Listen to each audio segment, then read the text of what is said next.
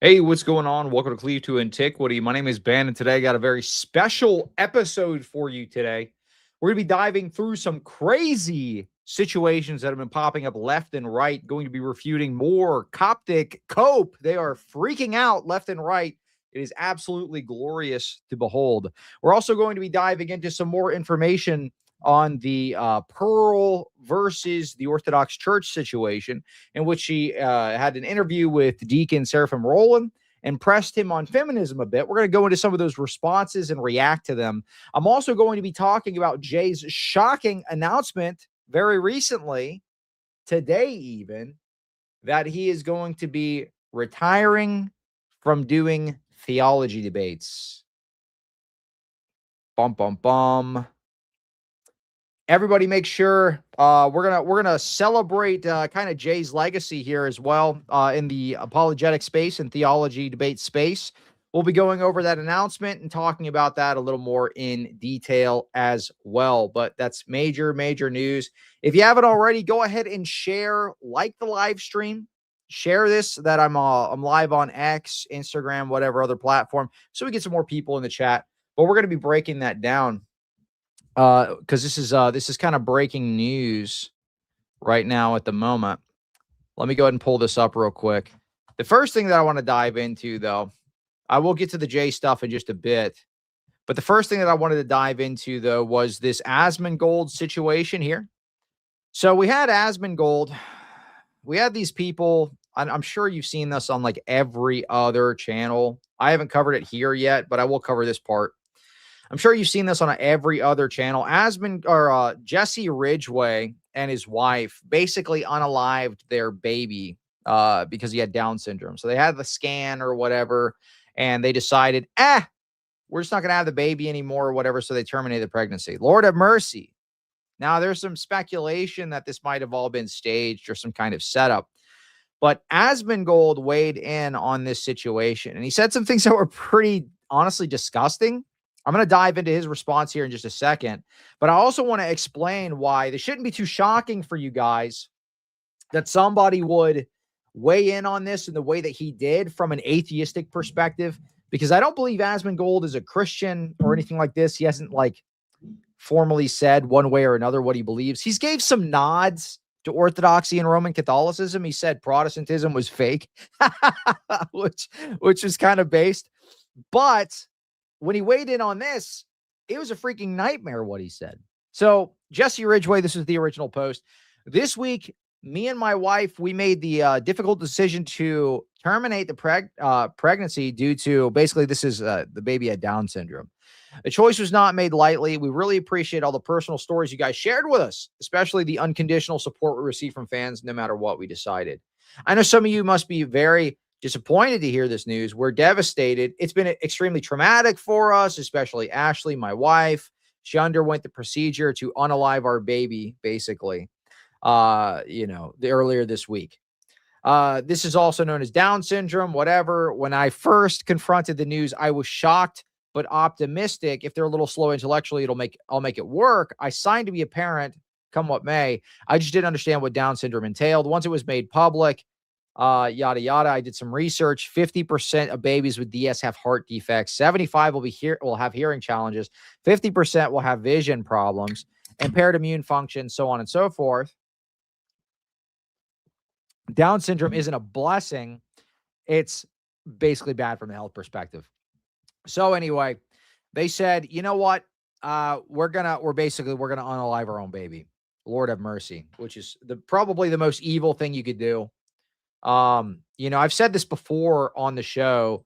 If somebody is going to unalive their baby for whatever reason, I will unironically adopt the child. I don't care. Reach out to me and I will adopt. There's no excuse to unalive a child. That doesn't make any sense. When I was a Protestant pastor, I made this offer to several people. They ended up having the baby. Anyway, like they just ended up having the baby. After that offer is made, it kind of puts things in perspective.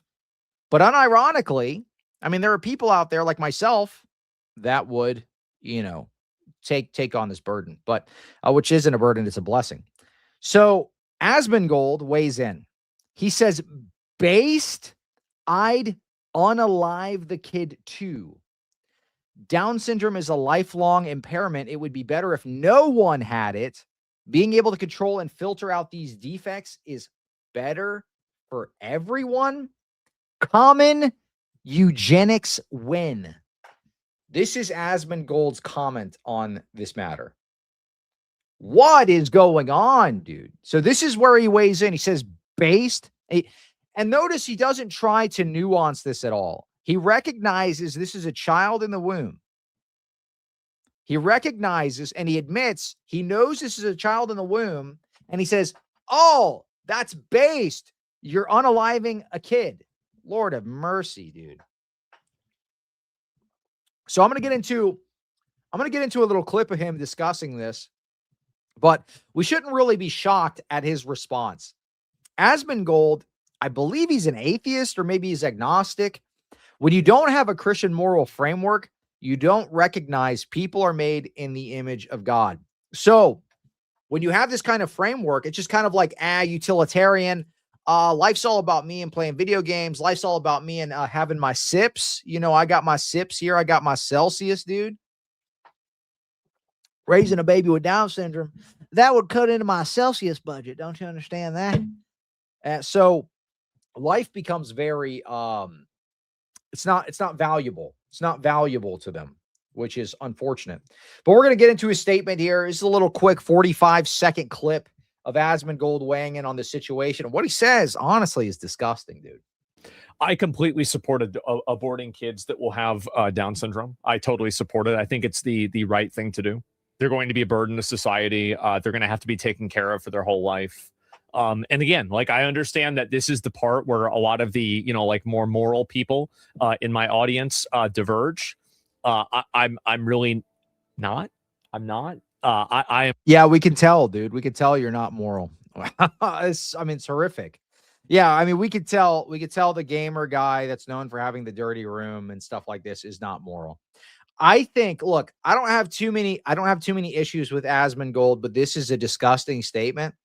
And this is one of the many reasons why this guy needs to become Orthodox. He needs to accept Christ and adopt a moral framework that's not just me and my feelies and my video gamies and whatever is easier for my life, right? And you'll realize once you have kids and stuff like this, you realize nothing else really fulfills your life in the same way that having kids does. You know what I mean? Like, this is something unique. I'm very much a utilitarian. I'm very pragmatic. And whenever I see people that have Down syndrome or there's something fucked up about them, this is a person that will be a constant drain on society. They will only be a drain on society. And fundamentally, it's a tragedy. It's horrible. But sometimes making that decision is a mercy. So he says unaliving a Down syndrome baby would be a mercy because it's a drain on your resources. It's a drain on society. No, dude. Human beings and the love that you get from a child, even a child with Down syndrome. I don't know if you've ever dealt with anybody that has special needs, but they're freaking awesome to be around. Down syndrome people, just like, they're having a good time constantly. They're hanging out. They're just happy to be there, dude. They're like your little bros. You know what I mean? Having a Down syndrome kid is awesome. Sure. Are you going to have to, pay extra attention to them? Are you going to have to expend more resources taking care of them? Of course you are. Of course you are. But the purpose of having kids isn't so that you get some kind of utilitarian benefit out of it. The purpose of having kids is so that you're caring for somebody else. You have the object of your affection. You're pouring your love into them. You're raising them up in a godly way. And ultimately, you're not investing in yourself. You're investing in things that are eternal. The salvation of that child's soul should be the ultimate end of your existence. And when you're wasting your time not doing this, well, guess what? Then you end up in a situation like this where it's all utilitarian. It's me and my coom pod. It's me and my, my gaming cave or whatever. So let's listen to what he has to say one more time, because I want this to sink in. This ultimately is the materialist framework at work, at play. You have no concept of divinity. You have no concept of intrinsic value of a life. It's just, whatever gets my feelies up, whatever, is best for me fiscally. I completely support aborting kids that will have Down syndrome. I totally support it. I think it's the right thing to do.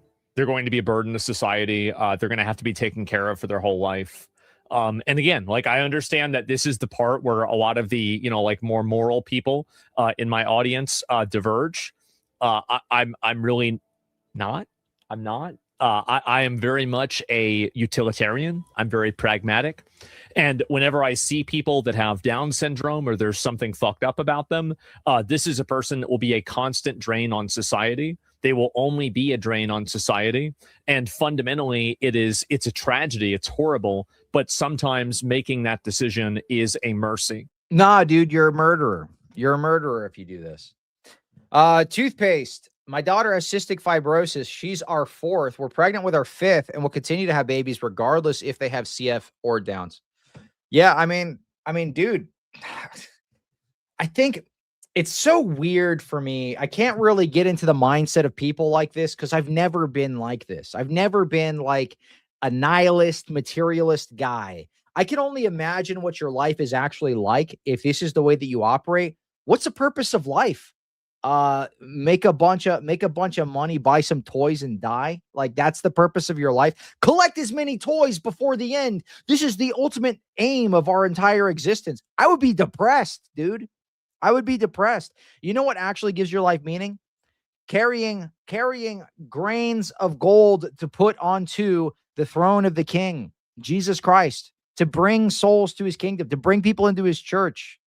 Having eternal goals, understanding that this isn't what we're made for. We're not made for just collecting toys until we die.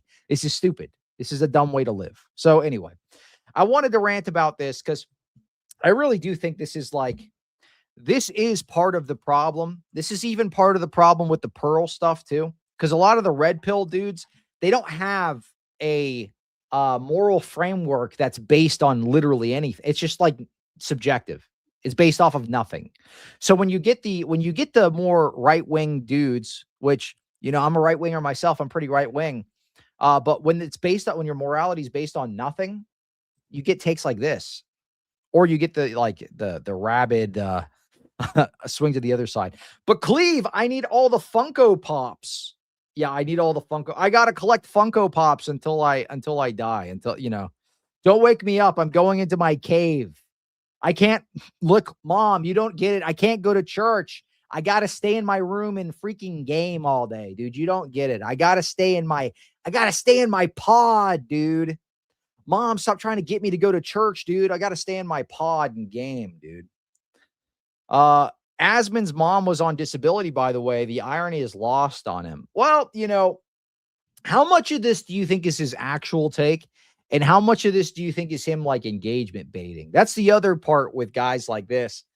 I mean, they're smart enough to know what gets the algorithm going. He might have seen this dude baiting for engagement and figured he would weigh in like, oh yeah, I'm just like a utilitarian. No big deal. And make some crazy statement like this. But I don't know. I know way too many people that actually do think this way. So I think it's genuine.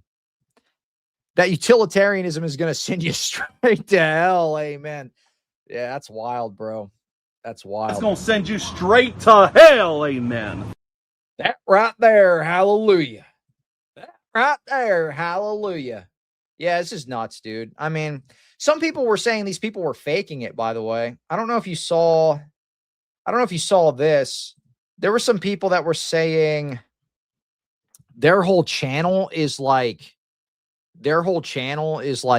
fake tragedy. Somebody see that? I'm going to see if I can find that thing. What's that dude's name again?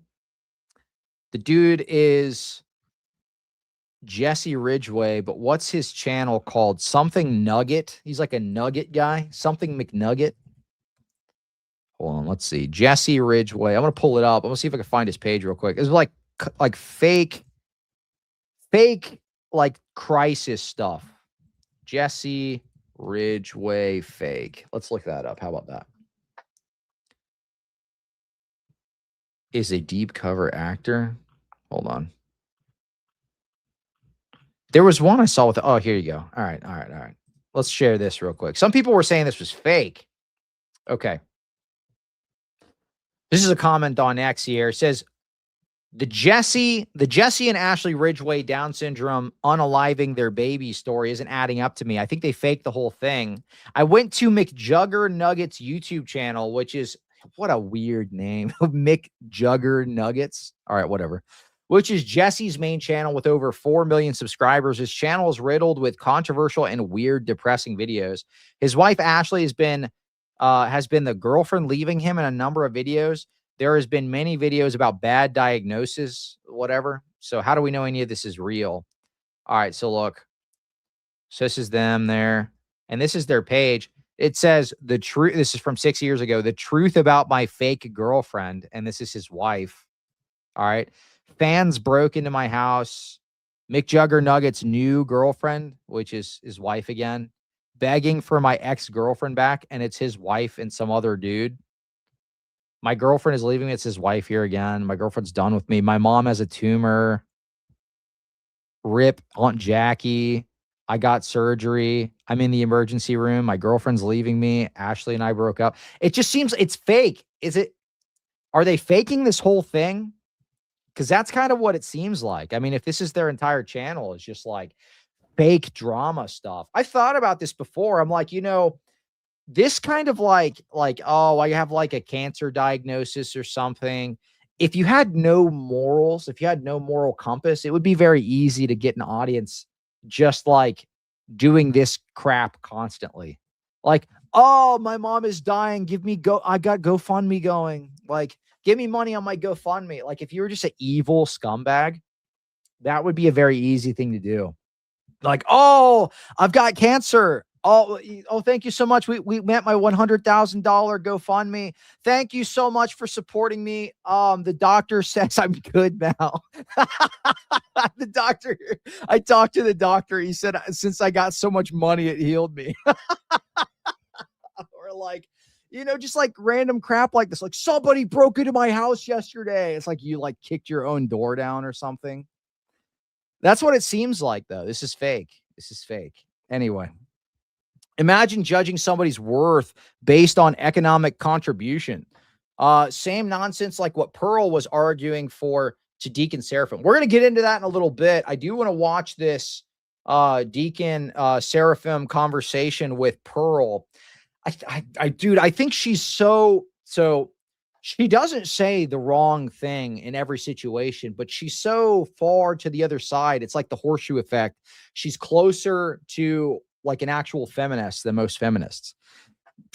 This detestable man also said all the Palestinians should be ended because they have a worse culture, then immediately rescinded it after pushback. He also dated bought a chair. Gross. Well, I don't know about any of that. That sounds pretty disgusting, but I don't know. What do you guys think? You think this is fake? Somebody let me know what your thoughts are. Do you think these guys are faking it, or did they actually do this to their kid? To be fair, I think both is disgusting. If they're actually faking it, that's nasty. If it's real, that's, I don't know which would be worse. I mean, obviously one would be worse because they literally unalived the kid. But yeah, I mean, also doing this all for like YouTube engagement, because that's what they did. I mean, they went super viral on X. They did it on YouTube. They did it on all their different social media platforms. And they're like, I made the decision to unalive my child. And, they got lots of views from it. But like flaunting your kid's death for views, it's just something so viscerally evil about it. And if it was fake, I don't know if that makes it worse or better. God bless you all. Thank you so much for the super chat. I appreciate you. The wrath I feel after realizing more souls have been lost to unaliving children in the last 60 years in comparison to every recorded war casualty in human history. Make no peace with evil. Yeah, we got to stop this practice. This is sick. This is basically sacrifice here. Blessed start of the Apostles' fast. St. Peter's and Paul pray for us. Glory to God. Thank you for the super chat there. All right. Let's get into the J news, because this came as a shock to me. So Jay posted this today, and he said, I'm just going to share the post with you. So for those of you that are unaware, Jay Dyer made an announcement today, and he said that he is going to be retiring from doing online theology debates. He's not going to be doing online theology debates. He's been doing it for 10 years. He's done with it. Let's take a look at this. This is not clickbait. This is not clickbait. So this was his post 2 hours ago here. Riding the line between talking theology and doing debates and all the other issues like geopolitics, literature, satire has been an odd thing. For some, it's confusing. For others, it's not an issue. However, after 10 years of mixed content, I feel the time of online theology debates for me has come to a close. No one has of yet told me to say this. It's a decision I've pondered for a while. I'd rather focus on other topics I find interesting, and religion is authentically at the parish level, not online anyway. Seems as if the online theology debate is pretty much done. Onward to producing fun content on the other subjects. So, I mean, after 10 years of doing this, I don't necessarily blame Jay. I think he's probably, I mean, there's no doubt about it. He's one of the legends in the space. He's been doing this for so long. He's basically debated everyone. He's debated Trent Horn. He's debated all the big Catholic debaters, all the big Protestant debaters. He's debated everyone, the atheists, Muslims, every single person you could possibly have to offer. They've gone up against Jay, been defeated, and he's fought the good fight. So, I mean, the way that this reads to me, it sounds like, I mean, he says, I find interesting in religion is authentically at the parish level. He wants to focus on, relationship with Christ and things like this, but wants to produce other content like comedy, the politics stuff, geopolitics, which I love his geopolitical work. I think it's top notch. I think that's excellent stuff. So I don't think that's a bad direction for him to go in. Satire, funny guy, awesome comedy, but this is certainly going to be an end of an era. This is the end of an era here. Jay is probably one of the most, if not the most, well-known figure in the apologetic space. And he has been for a long time. When I was a Protestant, I mean, he was the guy to beat, and I think people still think of him that way. So, I think we have our work cut out for us in the Orthodox apologetic sphere. With massive, there's no way I could ever fill those shoes, but the future generation has got their work cut out for them. This is a giant of apologetics, and I want everybody in the chat, leave some words of support in the comments of this video, for Jay. And he's not going anywhere. He's still here. He's going to be doing geopolitics, doing the comedy stuff, doing satire, doing the literature stuff, the movie reviews and things like this. So I think this will actually be an interesting transitionary period for him as well. But certainly the end of an era is bittersweet for me. I love watching his stuff, especially his apologetics work and things like this. So let's get some W's. Let's get some W's in the chat. Come on, let's get some W's in the chat for Jay. For 10 years, fighting the good fight, arguing with the atheists, the Protestants, the Catholics, and crushing them in debates. Let's get some W's in the chat. Come on. We're just going to take a moment. We're going to show some respect to the man, the myth, the legend, Jay, who has really, really put it all out there on the line and defended the faith, faithfully for all this time here. I know so many people who have come to the Orthodox faith from Jay's work and things like this. So let's keep spamming those W's in there and show him some honor and some respect. And, keep him in prayer. He's not going anywhere. I think him doing this move, let's be real, getting pigeonholed in apologetics does stunt your growth to an extent on these platforms. So I do think, 10 years, that's a long time. Let's be real. Anybody counter signaling him over this can shut their mouths, because 10 years is a long time to be doing apologetics work. So, I think this is well deserved. You know, those are my thoughts on it. I think it's well deserved. Move on to bigger and better things. And you know, his platform's only going to continue to grow. And I'm sure people are still going to be coming to Orthodoxy through his content. So you know, keep him in the prayers. This is the end of an era. The Dyerite seat cannot be vacant. The Pope of the Ortho Bros. Jay's giving up because he couldn't beat him because he couldn't beat a messenger of truth. Lord have mercy. I've never seen that guy do a debate ever. I would love to see a messenger of truth do a debate. That would be a nightmare, dude. That would be freaking hilarious. Hail Wixantium Emperor. Very true. Very true. Not a Mossad agent. Member for 1 month. WJ. He's the Mayweather of debates, undefeated. Very true. Very true. We are all Jay Dyer now. Dyerites live on. Very true. Look, he's brought forth all these ortho bros that are now doing online content and things like this. So it's not like there isn't going to be anybody doing these debates. I don't think anybody's going to be able to do it as good as Jay did, to be fair. I just don't think it's going to happen. That's a generational talent. It's just not going to happen. He's a unique guy. Jay's been consistent on theology and doing debates. Just watch his past content to continue. He'd just be repeating himself and getting annoyed. W's for the BIPOC Pope. So true. So true, King. So true. So, yeah, I mean, this is it. This is the end of an era here. Let's look at some of the comments here because there's already cope. People are already coping. I appreciate all you've done in the apologetic space, brother. It's just the salute and cry meme here. Yep, there's Alex there. Oh, Robin says only so many times you can win the same argument. I'm sure it's tedious and boring at this point. Looking forward to see where you go next with the content. In the Phil says, long live the king. So true. Emperor of Wixantium here.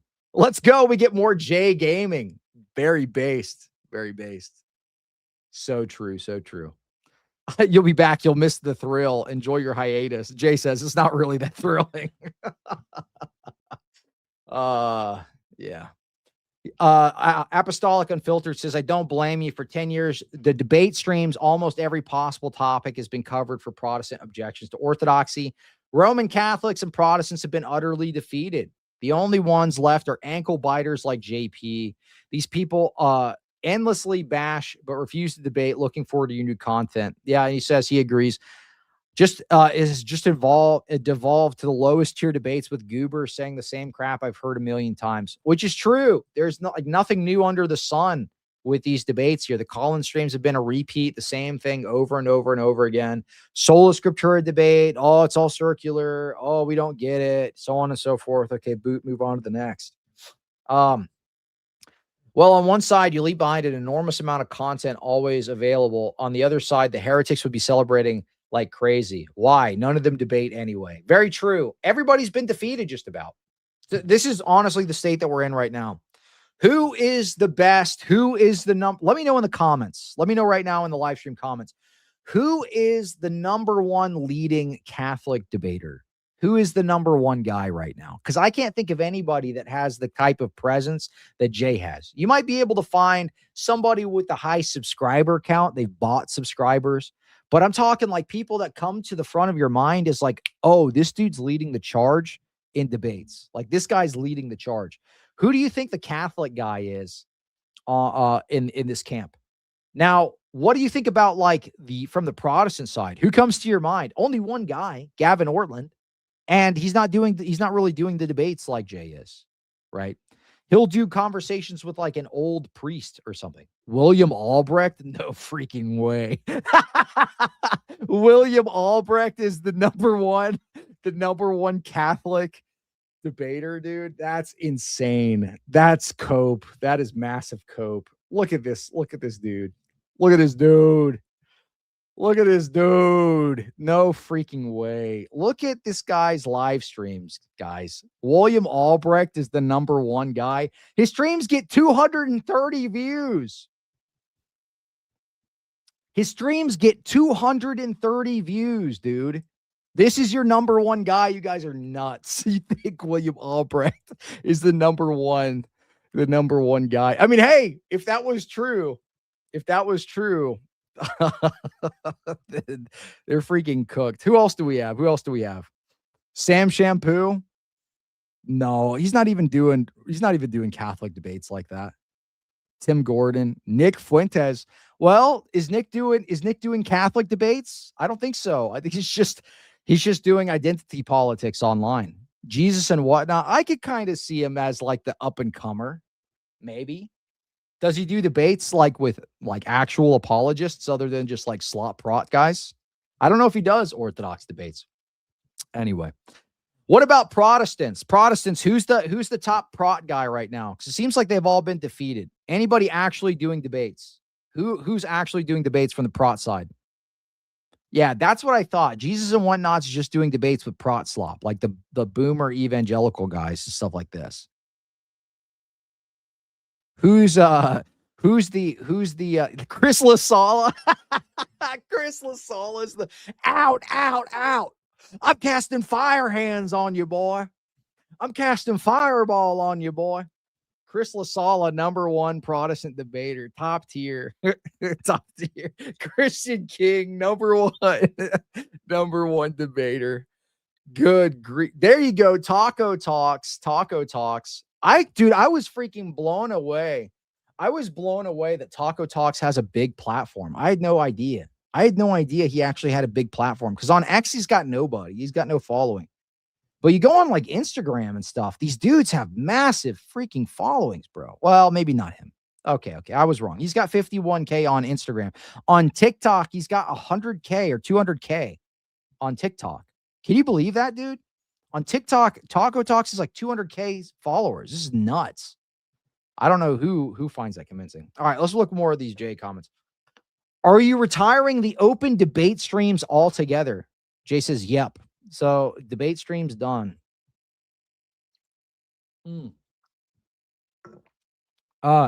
Jay says, I don't mind blood sport debating.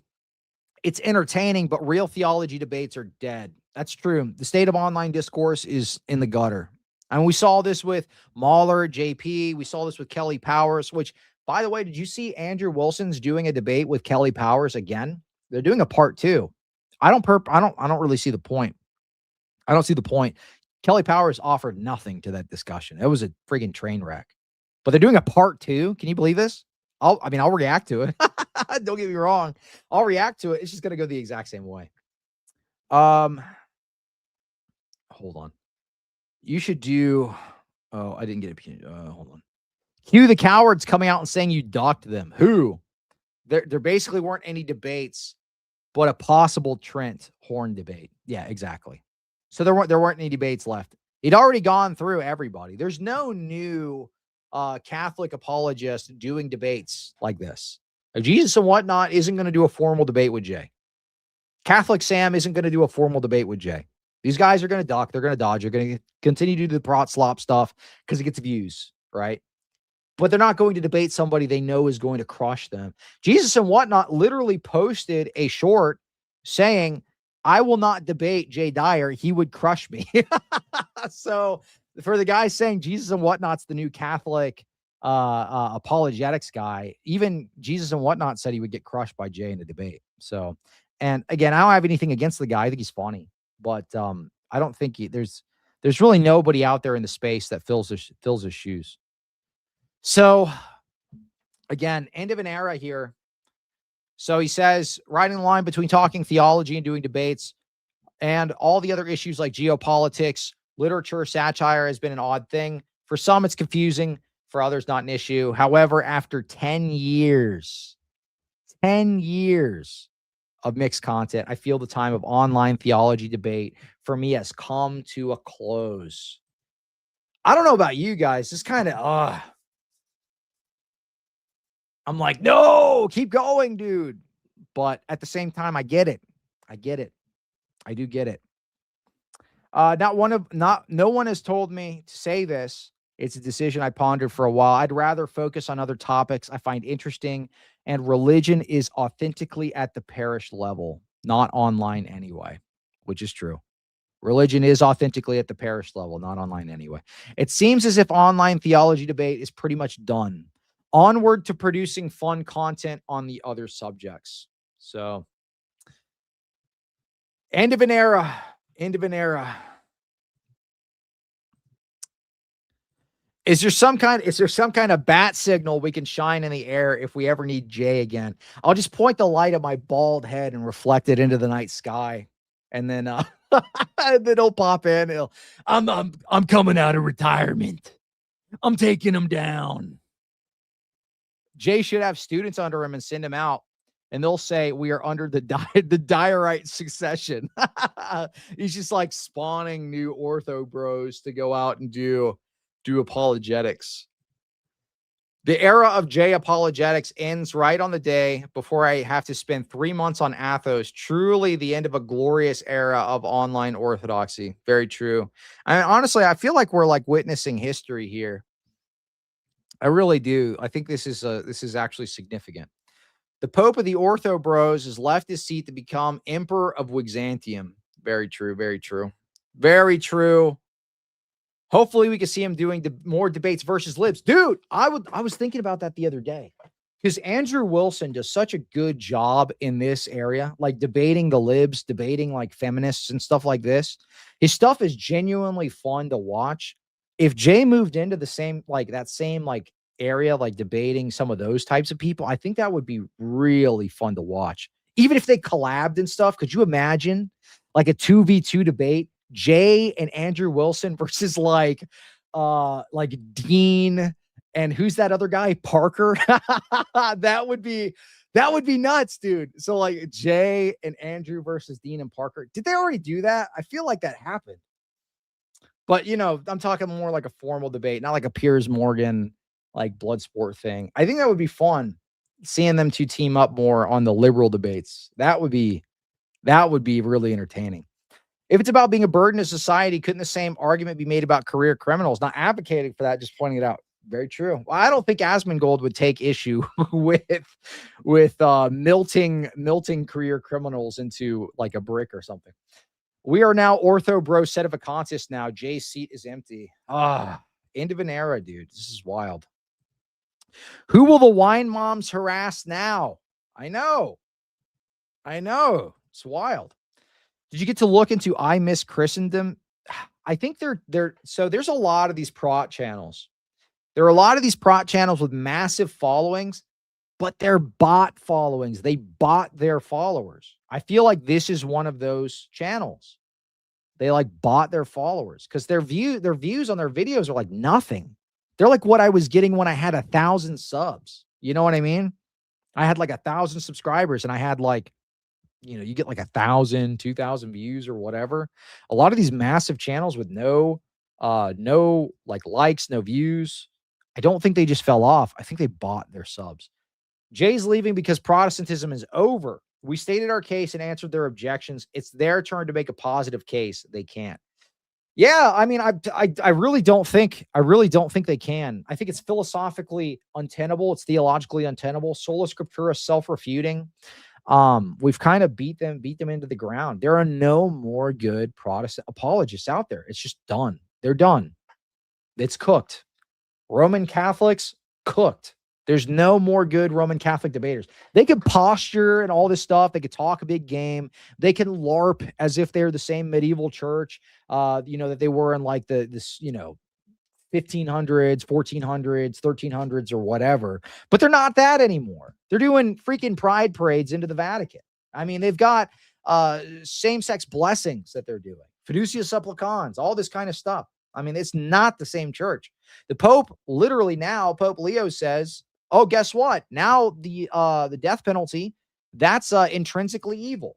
So no, they're not the same church anymore. The Roman Catholics don't have a leg to stand on. It takes me like anytime I get a bunch of inquirers in my comments and in my DMs and stuff. Anytime I talk to these guys, it takes me like 10 minutes of just exposing these different contradictions within their worldview before they're like, okay, yeah, I think I'm just going to keep looking at orthodoxy, right? It doesn't take that much.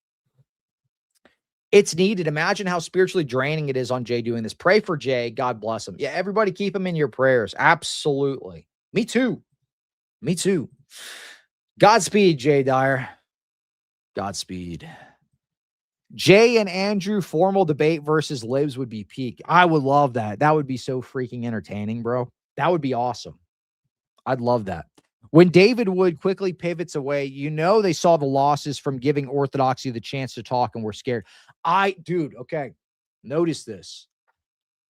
David Wood was going hard in the paint against Orthodoxy for like maybe what? A week or two, maybe a month.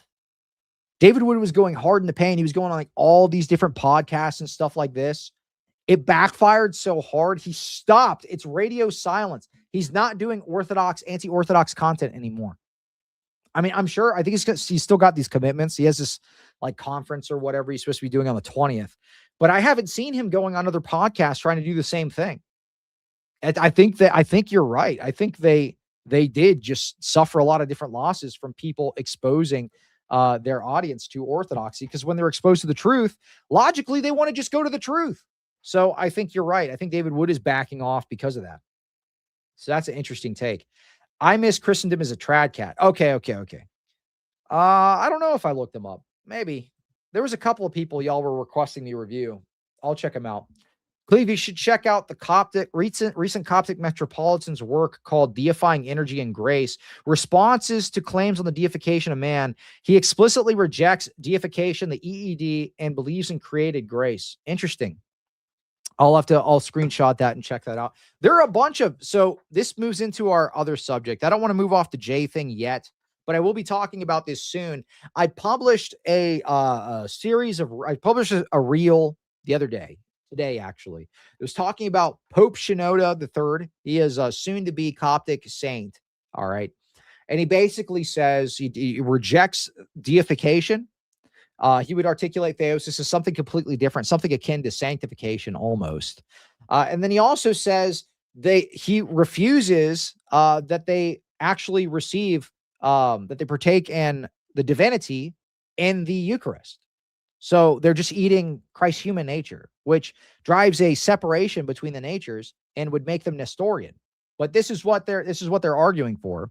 This is what Pope Shenouda argues for in his discourse against, what is it? Anyway, he had a discourse on theosis, and basically they went back and forth. He was arguing against deification. The other person was arguing for, and he makes all these different points. Anyway, Pope Shenouda had a publication that he put out in 2007, and I highlighted some of those excerpts where he calls theosis a heresy. He calls deification a heresy. He says that when they partake in the Eucharist, they're only partaking in the human nature, which makes no freaking sense. They say you're not partaking in divinity. What are you talking about, dude? So somebody's got to give this man a Bible. Partakers of the divine nature, literally right there in the Bible. So we'll be talking about that. There was a massive crash out, dude. Massive crash out from the non-Chalcedonians recently. But yeah, end of an era with Jay. I mean, I'm gonna miss the theology stuff. We do I'm gonna miss his theology stuff, but I'm sure the geopolitics stuff is gonna be top notch. I think that would be dope if he did more stuff with Andrew and things like this. I would love to watch it. So, plus, nobody does the geopolitics stuff better than Jay. Let's be real. He was at the cutting edge of the Gladio talks. He was at the cutting edge of talking about, the Greater Israel Project and things like this. He was at the cutting edge of even discussions on Freemasonry, all these other things. So I'm sure him shifting his focus into things like geopolitics, his comedy stuff, other things, it's only going to continue to. I mean, him being able to put his focus on these things it's just gonna make it better. It's just gonna make that space better, and it will provide a lot of resources for us to use going forward in these discussions. Because theology and geopolitics are honestly intertwined. So him shifting into this, I think, is actually going to be pretty good, and it's going to boost his audience. Because let's be real, apologetics is kind of niche, right? You when you step into apologetics YouTube, you are kind of stunting yourself to a degree. You're doing theology YouTube, you're stunting yourself because you're pigeonholed into a very specific sub segment of YouTube. I love it. I love doing apologetics. I love talking about theology. I love talking about, this stuff. And I know Jay does too. But there are certainly better ways to build an audience. I'm just going to put it out there like that. Not that that's the only thing. I apologize. I meant that was his recent work. That Metropolitan passed away in 2018. Okay, yeah. Well, I'll take a look at that at some other point. If you want to DM me, the relevant excerpts from that on X, DM me a link to it and highlight the relevant excerpts. I can pull that up here. We can look at that, but I haven't taken a look at it. So, all right. So once again, let's just show some respect. So show some respect. It's the end of an era. Let's get some W's going in the chat. Let's spam some W's in the chat. We've got about 1,060 something people watching this live. If you haven't already hit the subscribe button, hit the subscribe button. Let's get to 30K subs, soon. Let's get to 30K subs, but spam those W's in here. Spam those W's. Let's show some respect to the king of apologetics.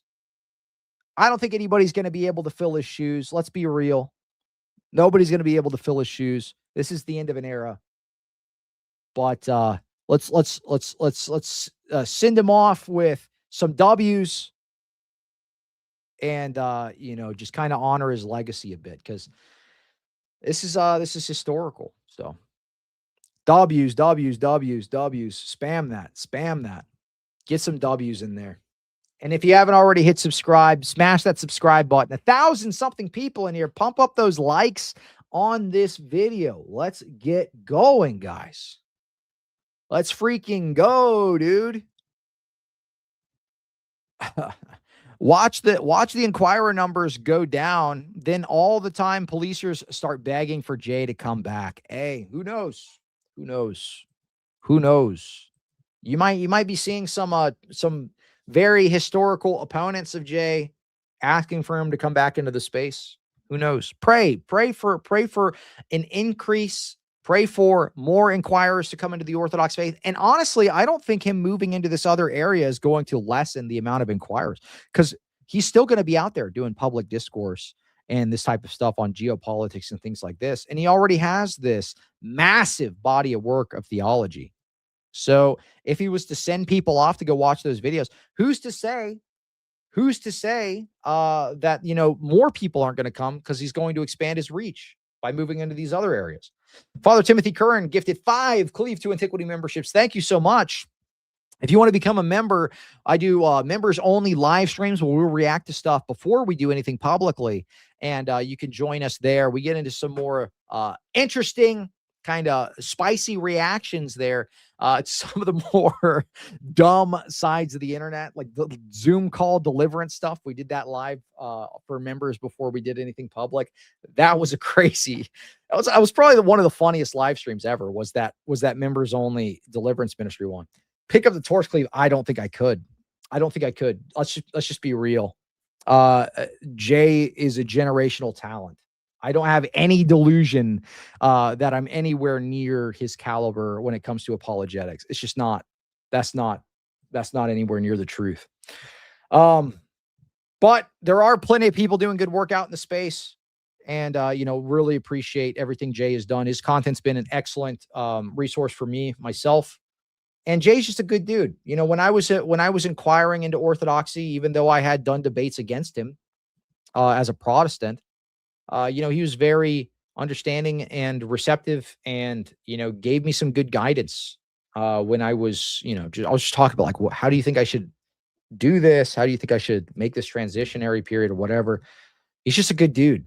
He's a good guy, and no matter what he puts his mind to, he's gonna freaking rock it, dude. So I don't take this as this is the end of Jay.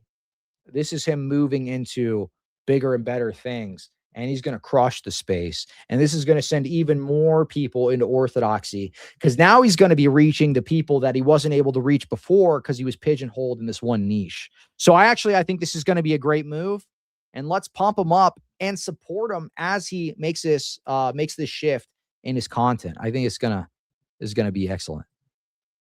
Check DMs. Trent Horn is already talking smack. No freaking way. Is he really? Is Trent Horn really talking smack? There's no way, dude. Hold on. Let me see. Where is it at? Okay. Hold on. Oh my goodness, bro. What a mess. What a snake move. Look at Trent Horn's response. Unlike you, I plan to spend my life helping people overcome religious errors and find salvation in Jesus Christ, especially those most furthest away from him, like atheists. Have fun debating conspiracy theories or whatever it is you'll now be doing. Good grief, dude. What a sassy response. Ooh, that's a sassy Trent Horn response. There is, unlike you, Mr. J, I'm going to be debating them atheists, y'all. I'm going to be debating them sassy atheists and spending time with people like, who did he just have on his show? Who did Trent just have on the show? He had the Danny, the gay atheist guy. I'm going to have all the gay atheists on my program, Mr. J. I'm going to have all the gay atheists on my program. They're going to sit right across from me and we're going to talk. Okay. And I'm going to stare at them right in the eyeballs. And we're going to stare at each other. Unlike you, Mr. J. This is rough, dude. What a classless response. What a classless response from Trent Horn. Well, all pretense is gone here in this instance, right? All pretense gone. Mr. Piety himself is now with the sassiest response at a simple announcement saying, hey, I'm going to be doing less apologetic stuff. I'm moving into geopolitics and this kind of thing. So support the show. Oh, unlike you, I'm going to be talking to all the gays. Unlike you, traitor. Oh my goodness, dude. What a sassy response. So that's wild. Well, you know what? Let's see this. Trent Horn can keep doing these dialogues and things like this. Talking God and morals with the atheist who broke Jordan Peterson. So he's mocking Jay so he can keep doing interviews with his with Danny. Well, you enjoy those Danny interviews, Trent. You enjoy those Danny interviews. I don't think anybody, and I'm pretty sure him branching out into other areas of interests is still going to be bringing people into orthodoxy. Is this massive body of work theologically to reference people to, right? Now he's going to be able to reach people that, hey, guess what? People like you, people like me, we're not going to be able to reach. So I don't know, dude. I feel like he just kind of exposed his hand here. So dumb. Yeah. Also, I mean, notice this. Talking God and morals to the atheist who broke Jordan Peterson. This is the kind of content he's doing. Jordan Peterson. He's doing interviews with like the most effeminate people possible. Oh, and look, he plays the Jay Mean clip. Well, Danny, how did it make you feel when Jay was mean to you? Danny, how did it make you feel when he was mean to you? Tell me. And to kick us off from that, I thought it'd be fun. So May 2025, you debate Jordan Peterson on Jubilee. Then a month later, you're on Piers Morgan Uncensored, and you're there with Parker. And I don't even want to call it a debate. Oh, see, look, I was right. They already did Andrew J. It was Andrew and Jay versus Danny and Parker, but we need Dean. Danny doesn't have the following Dean has. It would be interesting to see Dean doing it. Piers Morgan Uncensored, and you're there with Parker. And I don't even want to call it a debate. It's really more of a circus. Right. I mean, that's just what that panel show has really become with Jay Dyer and Andrew Wilson. And you guys are all over the place. At one point, you're talking about the existence of God. The next is whether the word retard is a slur or not. And it's like, okay, I don't know where we're going with this. So I want to pick up a point where you two are debating with Jay primarily, then Andrew swoops in. And Jay is making an argument for God based on morality and morality being objective. And then you guys offer a reply that I don't think really got answered. So let's play that. Then you can't say anything is morally wrong. There's no ought from an is. Wait, I can say something is morally wrong under my perspective. You're misunderstanding subjective morality. You're not giving. I'm going to skip forward because we've seen the same clip over and over and over again. But basically, it's like, Jay was mean to you. About sexual ethics or gay pride. They did not mention. Hold on, let's go back. I want to see Danny's response. Language. Hang on. And then, as I recall, the rest of it, and I was curious to see, how's Andrew going to save this? And I think it just goes back to whether it's okay to call people retards or not. Yeah, but we didn't agree to that topic, by the way. That was an ambush topic. What did they tell you this was going to be about? It was mostly every Piers Morgan show is ambush style. What are you talking about, dude? They said Jubilee, and they did say something about sexual ethics or gay pride. They did not mention anything about the R word or anything like that. I didn't want to talk about that. They didn't mention they were going to be asking me about the R word, the dreaded R word. They didn't mention they were going to be breathing on air. They didn't mention that Andrew Wilson was going to have a glorious face of stubble on air. They didn't mention this to me. This threw me off guard. I was staring at Andrew Wilson's stubble. It was distracting to me. I need a full breakdown of exactly what my opponents are going to look like, so I can stop being so distracted. And it doesn't go anywhere. But I think you guys were actually making some good points, and something that I'm concerned about, because it's interesting, and maybe you can sense this a bit. Do you think the quality of the debate between Christians and atheists, the arguments that are traded, at least in the popular online sphere, things that are kind of going more viral, has gone downhill since when you started watching those William Lane Craig debates? You see, it's hard for me to say. A lot of Christian apologetics has shifted their attention to Islam and, like, I think heresy and even Mormonism. Atheism is not as popular anymore. Not as popular anymore. Yeah, there are no good atheist debaters anymore. They're all gone. They've all been defeated. And have you noticed this? Almost every single atheist debater out there is Skittles. Almost all of them. Almost all of them are Skittles. This is a common thread. Nobody wants to watch the Skittles dude debating some other guy. Like, this is very boring. All the arguments are low tier. They don't ever make any good points. They're all still operating off of the evilbible.com script that people were using in the early 2000s. None of it has changed since that time. So nobody's really watching the atheist debates. They're boring. More. And within those discussions, there's, like, I think, a divide. There's, like, the conversations that, like, involve people like, I think, Matthew Adelstein, Joe Schmidt. You've engaged with Joe Schmidt, I believe. There's, like, that kind of... There's the higher level. Higher level. And but I was talking about popular stuff that's getting the reach. Yeah, because Craig was... Who's popular right now on the atheist side? On the eighth, probably Alex. So I think Alex O'Connor does bring a higher level, and that allows him. But when I look at like seeing who's here on Piers Morgan defending the existence of God with a moral argument, it's basically Jay and Andrew using essentially presuppositionalism or a very basic moral argument where they're not seeing... So anyway... Let's take a look at this. I'm going back to this because Jay actually responded to Trent's call out here. So again, Trent said, unlike you, I plan to spend my life helping people overcome religious errors and find salvation in Jesus, especially those most furthest away from him, like atheists and, skinny gay boys I can bring on my show. Have fun debating conspiracy theories or whatever it is you'll now be doing. Whatever. Okay. So Jay responds, Trent Horn's still a nasty, spiteful Skittles, man, no matter what. That's the response. Lord have mercy. I'll go ahead. I'll give him a like on that one. But I mean, let's be real. He's talking completely out of spite. Trent is talking completely out of spite. What was the point of this reaction here? Unlike you, I plan on spending my life helping people overcome religious errors. Unlike you, you filthy, nasty ortho bro. Have fun debating conspiracy theories or whatever it is you're going to be doing. I'll be over here chatting with Danny Philtalk. I got him over here in my seat sitting across from me right now, mister. You two are deploying the Euthyphro dilemma, which would be an appropriate thing. So Jay, just to catch our audience up, and then we can go back and forth and maybe extend the conversation a bit. The idea is that, okay, if morality can't be objective unless it has some kind of objective grounding. Otherwise, it's subjective.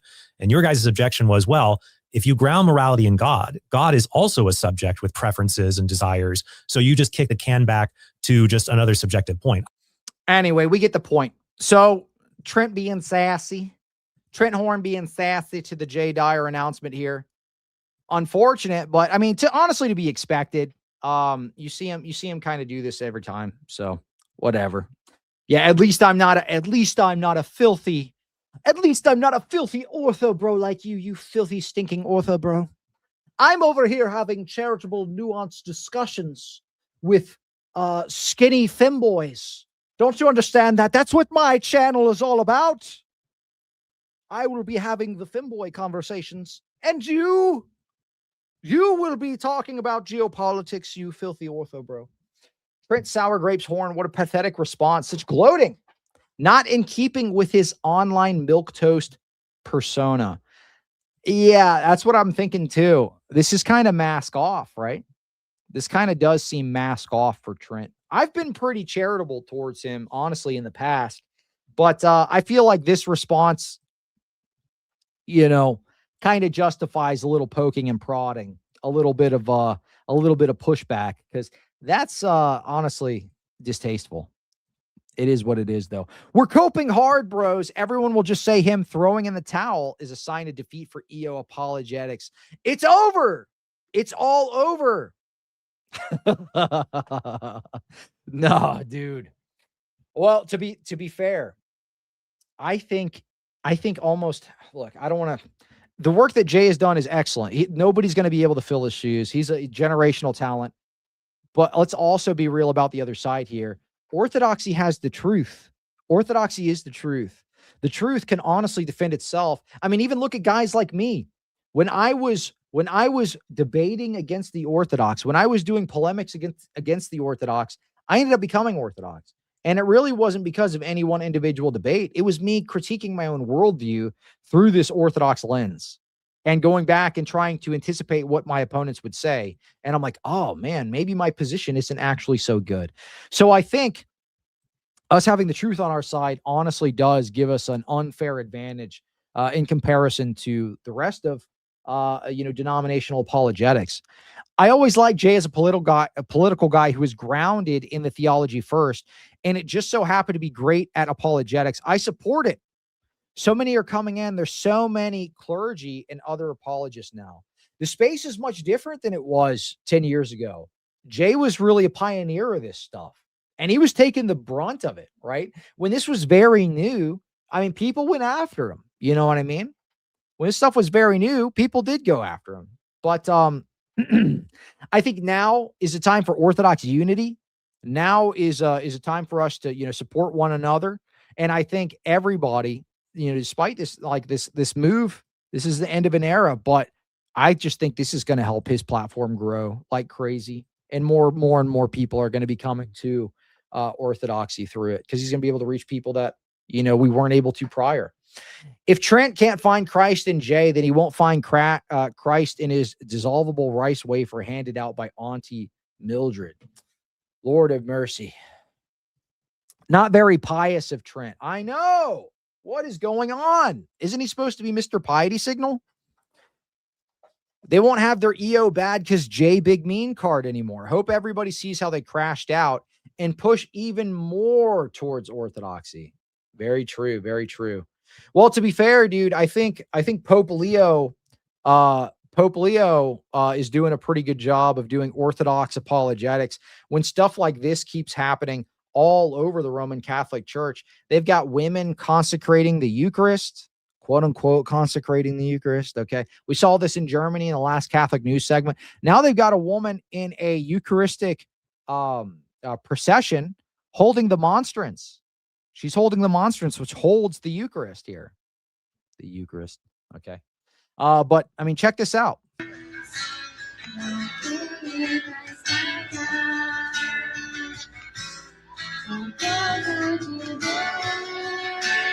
I'll turn the music off here, but you can see this. I mean, Catholic news in and of itself is sending people to Orthodoxy. I don't know. I mean, how much work does it really take to, push somebody over the tipping line and push them into the true church if this is what the Roman Catholic Church has to offer? Protestantism is so obviously defeated. The evangelicals put up no resistance. JP Uncut, I mean, if he's the best they got, that sucks. You got guys like Kelly Powers, been doing this for like 20 years or whatever, not winning any converts. Okay. You got guys like Gavin Ortland, who, I mean, say what you want about him. I think he is a nice guy personally, because I've spoken to him in private several times. But his whole objective is really just to try to keep people in Protestantism, not convert them to it. So if this is really all they have in their effort, where are they going? They're either going to Roman Catholicism or they're going to Orthodoxy. If this is what people can expect in Rome, dude, I don't think we have that hard of a job ahead of us to try to win people over to the truth. Let's just be real. And by the way, we've got like 1,000-something people watching live right now. Smash that subscribe button, guys. Let's get to 30K subs. All of these live streams have been getting 10K views, 20K views, 1,000 people watching live. The channel was blowing up like crazy. If I'm getting 20K views per video, 10, 15K views per video, let's not keep the channel sitting at 21K subs. This should be 30, 40 within the year, 50 within the year. You just got to hit that subscribe button. Go ahead and support the show if you find these shows entertaining. But yeah, I mean, maybe I'll do a Catholic news segment soon. We'll see. But I mean, this is a mess. You just see this time and time again. Did you guys see that Pope, the Pope clown mass thing? Did you see the Pope clown celebration thing? That was wild. They were talking about that all over the place. Here you go. You got these clowns and stuff. This is the apologetics we're up against. Okay. Look, guys, we don't stand a chance. We just don't stand a chance. They have deployed the Vatican Jesuit clowns to go and convert the Protestants now. How are we supposed to compete with this? Jay left the game just when they deployed their Jesuit secret operatives, the clown squad here. This is going to convert all the Protestants to Roman Catholicism. We're cooked. We're freaking cooked, guys.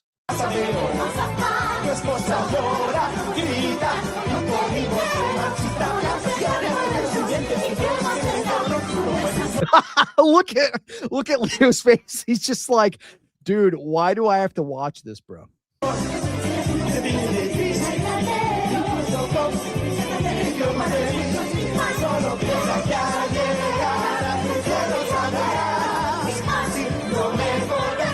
Tienes que angustiar.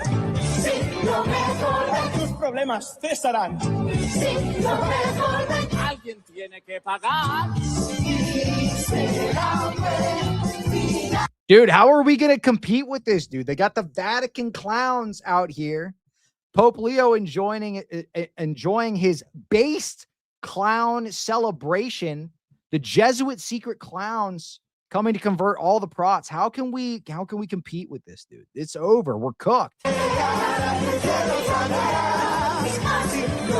I got to start working on my dance moves, dude. No te tienes que angustiar. Tus problemas cesarán. Alguien tiene que pagar. It's freaking over for us. It's over for us, boys. We got to pack it up. We got to pack it up, dude. It's over. It's over. Yeah, this is a Catholic. This is the Vatican media reporting on this Catholic service for Pope Leo with a bunch of clowns dancing and stuff. Dude, the more they do this, it's over. It's over. Everybody's going to become Roman Catholic because they want to be a part of the base clown society here. But regardless. So an end of an era. W's for Jay. Spam them in the comments. I'm going to move on to my next section here. So I do want to move into this Coptic cope situation. But before I do that, I want to dive into this news story with Redeemed Zoomer because there is a big kerfluffle going on right now in the PCUSA. Spam those W's. Let's show some respect to the king of apologetics. Thank you for all you've done, Jay. We love you, dude. Keep doing what you do, man. I know the next part of the story is going to be awesome. Whatever you do with geopolitics and all this stuff as well. All right, let's take a look at this. So, New York Post shares. Presbyterian Church faces revolt after proposing clergy must be in monogamous relationships. Critics blame white privilege. So this is what the PCUSA is fighting about right now. So they said, hey, you got to be married one man, one woman. And what do the liberals in the PCUSA complain about? They say, we're only pushing this because it's white privilege, right?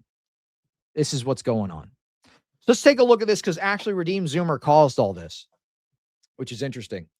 A progressive Christian denomination is facing sharp internal backlash over a proposed rule that would require ordained clergy to be in monogamous sexual relationships. So you can't be polyamorous. You can't be in your polycule and be a PCUSA pastor. Okay. It's not asking for much. This is the bare minimum. Okay. Bare minimum. It doesn't even say it needs to be straight. It just says they got to be monogamous. Right. And even this, they're saying it's white privilege. This is the issue. The Presbyterian Church USA is set to vote on the monogamy requirement at its General Assembly this summer in Milwaukee. The measure has sparked fierce debate and outrage from 3 official progressive church committees and polyamorous church groups. Polyamorous church groups, the PCUSA, what is going on in this denomination, dude? The PCUSA has allowed for the ordination of openly Skittles clergy since 2011 and altered its definition of marriage to 2 people in 2014. The new proposed rule, known as Con 10, does not mention multi-partner relationships, arguing the practice of polyamory or polygamy can create power imbalances, emotional harm, spiritual confusion, particularly for women, children, and historically marginalized persons. The rule, whatever, yada, yada. Okay, we continue on. Where's the part where they blame? Okay, here you go. Anyway, so there's a big kerfluffle. They're saying it's white privilege. It's this is all your fault or whatever. But guess who started this? Redeemed Zoomer. Redeemed Zoomer started the war in the PCUSA. He says, I'm the one who got this legislation proposed. Watch this video. I'm coming clean. My nonprofit did this. Watch this video. It explains it. Trust the plan. So there's this massive war in the PCUSA because Zoomer said, look, hey, we should push forth some legislation in our denomination that says, maybe you shouldn't be in a polycule if you are going to be a pastor here. So the bare minimum he's asking for, and they're crashing out over this. This is insane. I mean, it tells you the state of the PCUSA, but on the other side of this, does it actually seem like he's getting some things done? Maybe. I mean, because you got to shift. I mean, the Overton window needs to be shifted so far to the other side at this point. I personally think this is a complete waste of time. You should just become Orthodox. But if they manage to get this passed, that's his foot in the door to get other things passed in the future. So let's take a look at what he has to say here about this situation, because it was his nonprofit that ended up getting this legislation put forth for a vote that'll be voted on in the summer. Hey guys, I'm going to skip forward just a bit. I know who wrote this overture and why. It was me and my organization, PFTK. It was my idea. I'm gonna make this 1.5. He's talking kind of slow. So for those of you who follow me, several years ago, I started an organization called Presbyterians for the Kingdom, dedicated to reforming my denomination, the Presbyterian Church USA. The reason it needs to be reformed is, as many people know, and as you can probably guess, given this whole situation, it's been drifting from its emphasis on the Bible for many decades. The reason it keeps getting more theological. Yeah, I do think this is a little bit of a win. I do think. I mean, it exposes. He's going to be mocked. Let's be real. He's going to be mocked, right? He's going to be mocked because the denomination is super woke and they're crashing out over this. But let's be real. If he can push this, then he can push other stuff. Granted, we all know we want him to be Orthodox. Come on, RZ. How based would it be? Just become Orthodox. Come on, dude. You know, but I mean, hey, this is better than just sitting around talking about stuff. He's actually trying to get legislation passed in his denomination. Is that such a bad thing? Liberal is because anytime it would shift a little bit more theologically liberal, a bunch of conservatives would immediately retreat and schism, which would make it more theologically liberal, which would make more people schism, which would make it more theologically liberal. And now we're at the point where some people, just a small minority, mind you, but some people in the denomination for a while have quietly been floating the idea of accepting polyamory from a Christian perspective. Now, most of the denomination does not support polyamory. I want to be very, very clear about that. Most of the liberals in the denomination do not support polyamory. I don't want people thinking that, oh, the denomination is rampant with polyamory and this is the last ditch. Everybody's in a polycule. Everybody's in a polyamorous relationship. Have you ever noticed everybody who does the polyamory thing looks exactly the same? They're all like Like that's the polyamorous look. They all just they gain 5 chins. You know, they all got a look to them. They're slightly tacky to the touch, greasy. They have a sheen to them. To say that no. Even the liberals in the denomination will still punish people who try to get ordained as ministers as polyamorous. But there is a radical progressive faction in the PCUSA called the More Light Presbyterians that has quietly been trying to slip in polyamory under the guise of just general LGBTQIA acceptance. On the More Light Presbyterians, one of their board members, you see what I'm saying? They all have that like slightly tacky, greasy look to them. I can see the future. I could see the future. I'm telling you, they all look exactly the same. They say mix, Kate DeVoley, they, them, has the honor of being the first person to have been dismissed from the ordination process of the PCUSA for being openly polyamorous. If you get dismissed by the PCUSA for being too progressive, you know you're pretty darn progressive. So yeah, this is More Like Presbyterians. They are the radical left faction of the denomination. They represent like 5% of the actual population. I decided to propose an idea to my nonprofit, PFTK. I decided to propose an idea that we would try and make legislation for the entire denomination that would formally ban polyamory. There's been no explicit bans on polyamory because for most of churches— You take that back. That is not my twin. That looks nothing like me. How could you do this to me? Ultimate betrayal, Polo 209. I'm banning you from the Mickey Mouse Club right now.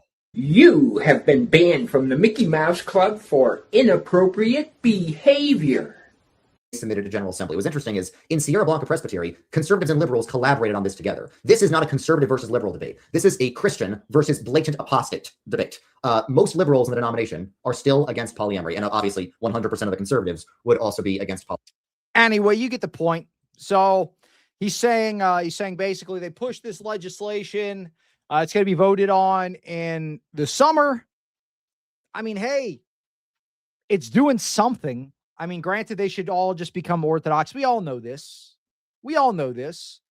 But, I mean, what bad does it do for a Protestant denomination to be a little less woke? I don't know. I'm split. Let me know what you think. Is this a W? Is this a W? Let me know in the chat. Is this a W? Give me your opinion. I'm gonna play a little more of this. You tell me what you think. I'm gonna put the comments up here on the screen. Left. The way things work in mainline churches is you'll have a small conservative minority, that's us, a small progressive minority, that's— Tell me if this is a W or an L. How about that? A W or an L? More like Presbyterians, and a huge moderate sort of majority. Right now, what the progressives will do is they will hide their true intentions, hide their true beliefs to appeal to the moderate majority. They introduce things under the guise of we just want to be more welcoming to people. We just want to make people feel loved and affirmed, when their actual goal is complete sexual libertarianism with no rules other than pleasure and consent. By making this overture, we have forced the radical progressives between a rock and a hard place. They have to either come clean about their intentions, which is utter sexual libertarianism, no rules whatsoever other than pleasure and consent, or they need to allow for legislation that would curb their sexual degeneracy. So even if this doesn't pass, what this is going to do is it's going to wake up the moderate majority to what the radical progressives are doing. Another thing you have to keep in mind is— I do ultimately, as somebody who thinks orthodoxy is the truth, I think any Protestant denomination is ultimately just going to degenerate into nothing. Like they're just going to end up eating their own tail and falling into all this woke nonsense. I think it's inevitable, right? It's inevitable. It's going to happen. So I do think like one side of me is like, this is a complete waste of time. All this is going to be for nothing. They're just going to end up being woke, slop, nonsense. The other side of me that's kind of like, is this a net plus for society though?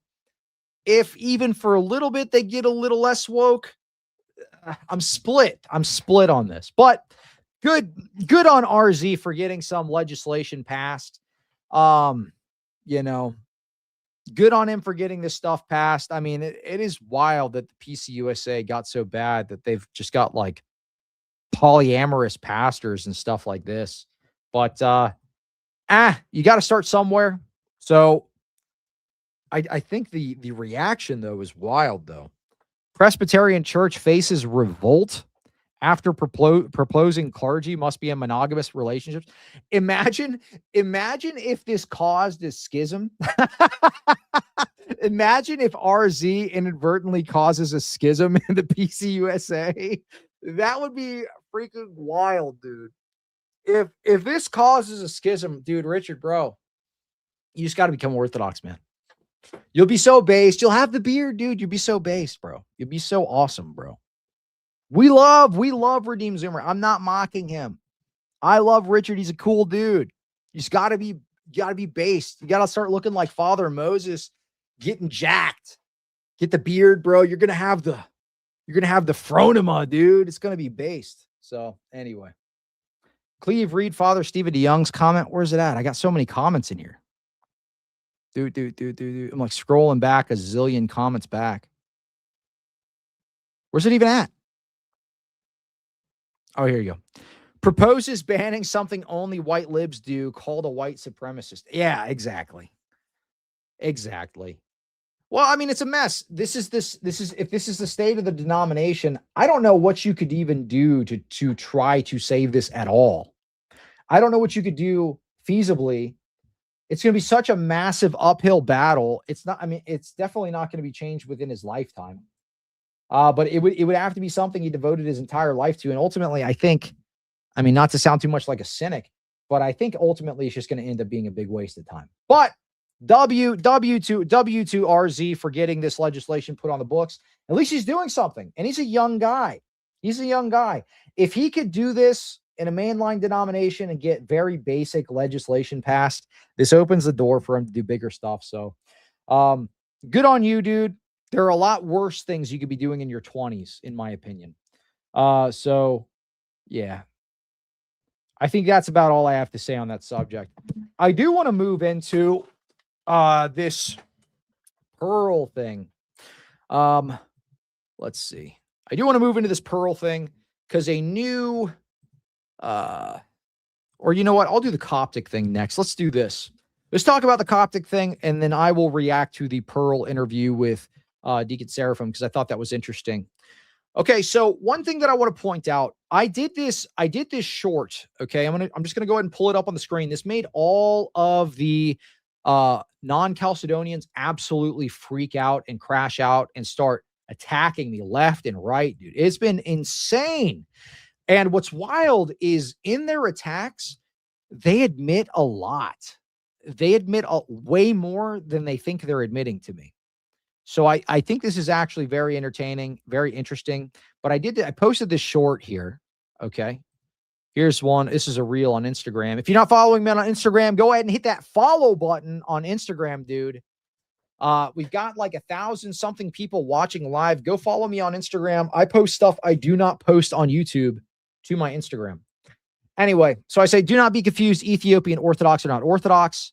We dive into, if you want to check out my last live stream, I dive into peer-reviewed scholarship on this subject, talking about how the church condemns witchcraft, the Ethiopian Orthodox Church, the non-Chalcedonians. They condemn witchcraft, yet there is an openly and actively practiced culture of witchcraft among the Ethiopian Dipteras, and it's well known. What's wild is after I post this, I had somebody, one of the non-Chalcedonian deacons, Deacon Moret, the guy that had his like 20 minutes of fame or whatever, he had like his little Cliff Connectley debate. I had that dude, where's his channel, The Burning Bush. He made a response video to me, and this is what he said. I'm just going to play a brief part. So first off, one thing that he did was he called me a liar, but then completely agreed with what I said. So let's take a look at this. I'm going to skip past my short. Okay. In the short, by the way, I say it is condemned, but it happens anyway. Okay. And I'll show you that in just a second. I'll highlight that in my own reel. Hold on. Let's see. I'm going to pull it up here. I don't want to play the sound because it's copyright music. But you can see here, I literally pull up on the screen. I say, some of these functions are not officially sanctioned, but take place anyway. Okay. So I say this in the reel itself, but they do like a little bit of a sleight of hand and they push a different narrative. They say I am trying to present the Ethiopian Orthodox Church as approving of witchcraft in their official teachings. I never said that, but this is what he says. Listen to him. Here to do a little bit of a fact checking and set the record straight.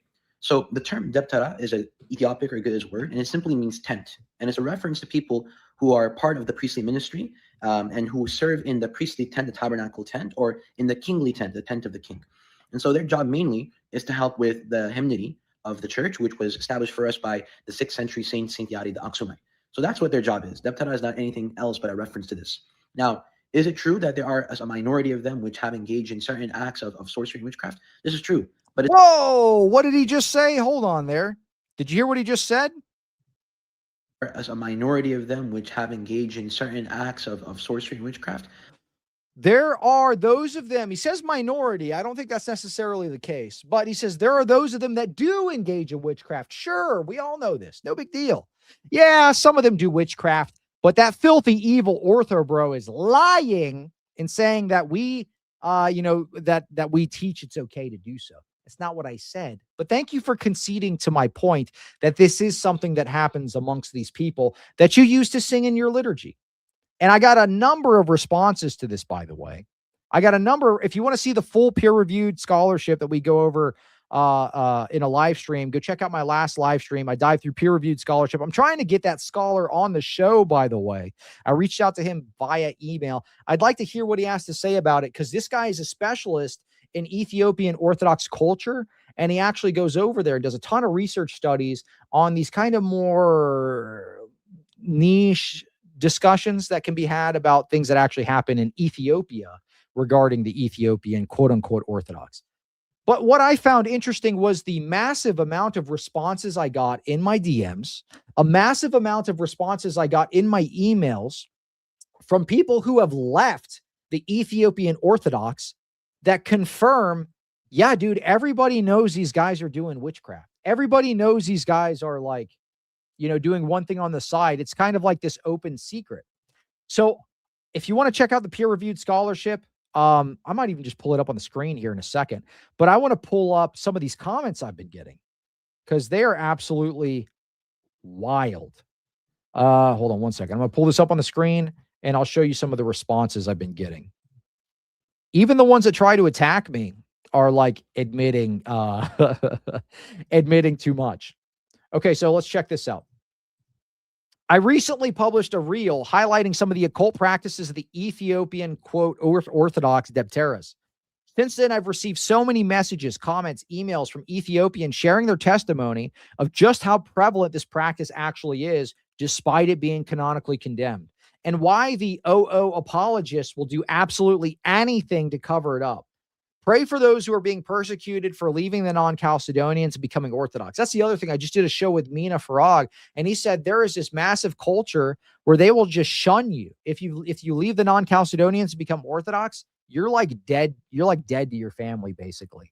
And the entire, like all the people in this culture, they'll come after you and attack you and say you're some kind of traitor, which is true. And I've had other people reach out to me saying the same thing. So let's take a look at some of these comments here. So this is one comment that was left on the video. As someone who is Ethiopian and has lived there, I can confirm this is true. We're terrified of Debteras. One thing I would add is that the Debteras are believed to be powerful wizards who can perform many kinds of magic and spells. They often present themselves as wise men, scholars, or herbalists, but deep down they're involved in witchcraft. This practice is found mostly in the northern parts of Ethiopia. The topic is rarely discussed openly, and many people feel the Ethiopian Orthodox Church tries to downplay or hide this reality. We see this with the massive disinformation campaign from people like Deacon Moret or Simple Orthodoxy, or who's that other guy, that subdeacon guy. Most people know that Debteras are associated with dark practices, but they usually don't talk about it publicly. The fear of them is real, and the stories about their powers have been passed down from generations. Obviously, very intense language here. But for somebody that's lived there and maybe has more a folk understanding of this type of stuff, this does seem to be kind of what the consensus is from all the people that have reached out. Somebody else comments, as an Ethiopian, I can confirm this. This is known by literally everyone in Ethiopia. But considering the large amount of Orthodox Christians with thousands of years of history, it's always certain that there will be a weird people with weird actions, so on and so forth. This is the reason why hundreds of thousands of people leave the church every year to become Protestants in Ethiopia. And I'm not exaggerating. I can name like 10 family members who are ex-Ethiopian Orthodox, including both my father and mother. And I think it would be right to say 5 in 10 Protestants in Ethiopia are ex-Orthodox because of this issue here. Here's another DM I got. Check this out. Hello, Cleve.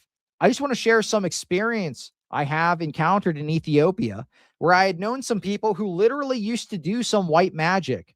And I heard some of them are even deacons. And this thing is actually true. I don't know why OO apologists are trying to water down this issue, because I think this is a massive defeater and exposes their worldview. Currently, I'm in Alexandria, Egypt, and on today's liturgy, a Coptic young lad came up and told me he wanted to be converted to Orthodoxy. I had so many friends in Ethiopia leaving the Oriental Church for Orthodoxy, including myself. The lad is receiving pressure from his parents, and the thing Mina spoke about on your stream is 100% right. I was even a victim of this from my family on the first process of my catechumen period, but this became easier after my conversion. So pray for those guys that are watching this. Pray for the people who are leaving the Orientals and becoming Orthodox. Pray for these people, because they do get persecuted. Now, I want to show you one thing. I received so many DMs. I received so many people reaching out. I received so many Coptics, Ethiopians, crashing out on me, like trying to call me a disingenuous liar. All this, even like, people in the clergy were just saying the nastiest crap. I don't really care. I have thick skin. Doesn't bother me at all. Not Orthodox clergy, but the non-Chalcedonians. But anyway, read this response. So even the ones that were calling me liars, even the ones that were attacking me, admit way too much without realizing this. Look, this is one comment I got on TikTok. This was a DM somebody sent me. I know you might be opposed to Ethiopian Orthodox Christianity, but you can't be spreading lies, so you spread your Protestant beliefs. I don't know. He thought I was a Protestant or something. If you want to learn, ask. Our orthodoxy is so sophisticated, it isn't so simple to understand. Debtera are people who sing for the church. They're taught all sorts of knowledge, which some have rebelled from the church and advertise witchcraft, which is very real, by the way. I've seen it with my own eyes. Dude, the people that are calling me liars are saying, dude, stop lying about Ethiopian Orthodoxy. They're not all wizards. The church actually condemns this. But by the way, there's a lot of Debteras that do witchcraft, and it's real, and I've seen it with my own eyes. What? These are the responses I'm getting, dude. This is insane. You're saying the quiet part out loud. I can't freaking believe it. It's nuts. They're like, you filthy liar. You filthy liar. Stop lying about our church. Yeah, so what? The Debteras are doing witchcraft. I've seen it with my own eyes, and it's crazy and scary. But you filthy liar. Like, what are we doing here, people? I mean, this rabbit hole is so wild to me. Seeing the responses that I've gotten, even in the face of the peer-reviewed scholarship, is nuts. Is absolutely nuts. Let me see if I can pull up the. I'm going to pull up the scholarship 1 second. This was called Sympathy for the Devil, Ethiopian. This was in an anthropology journal. Okay. All right, hold on 1 second. Okay, I'm going to pull this up. All right, so this is sympathy for the devil. Secrecy, magic, transgression among the Ethiopian Orthodox Debtera. See if I can find the citations here. We were going over in the last show. Hold on.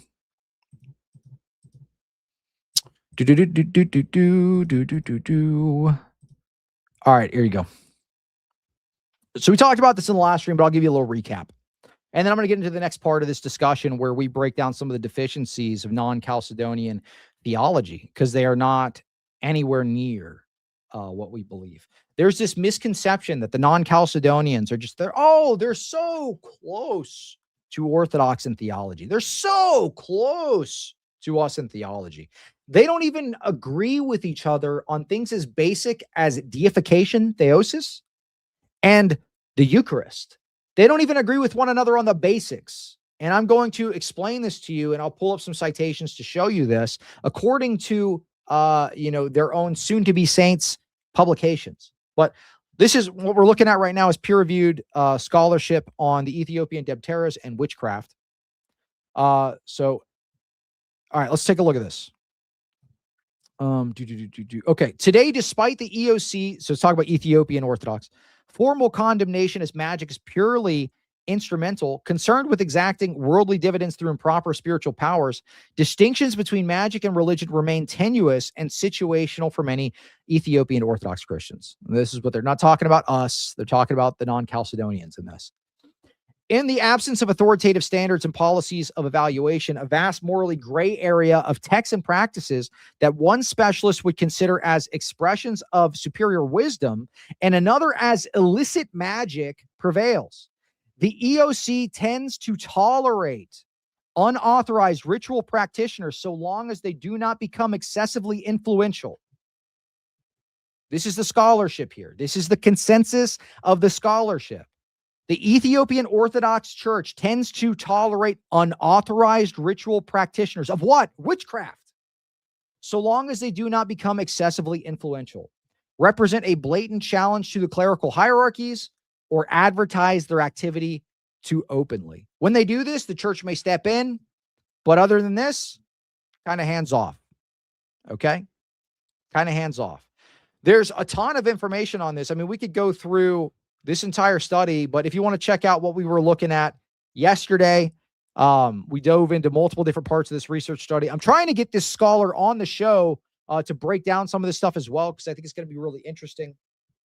But it's even tied into the training of clergy by the Debteras in Ethiopia. Some of them will have them study occult texts in addition to the canonical books, in addition to liturgical texts. They will study occult texts.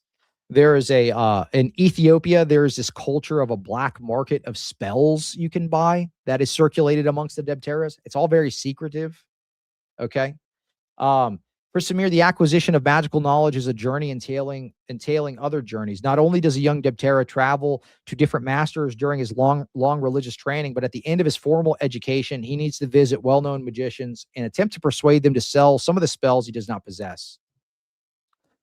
Samir described his books as a sum of years traveling from mountain to mountain, as knowledge that costs not only a vast amount of money, but also effort, and such is needed to be guarded by secrecy.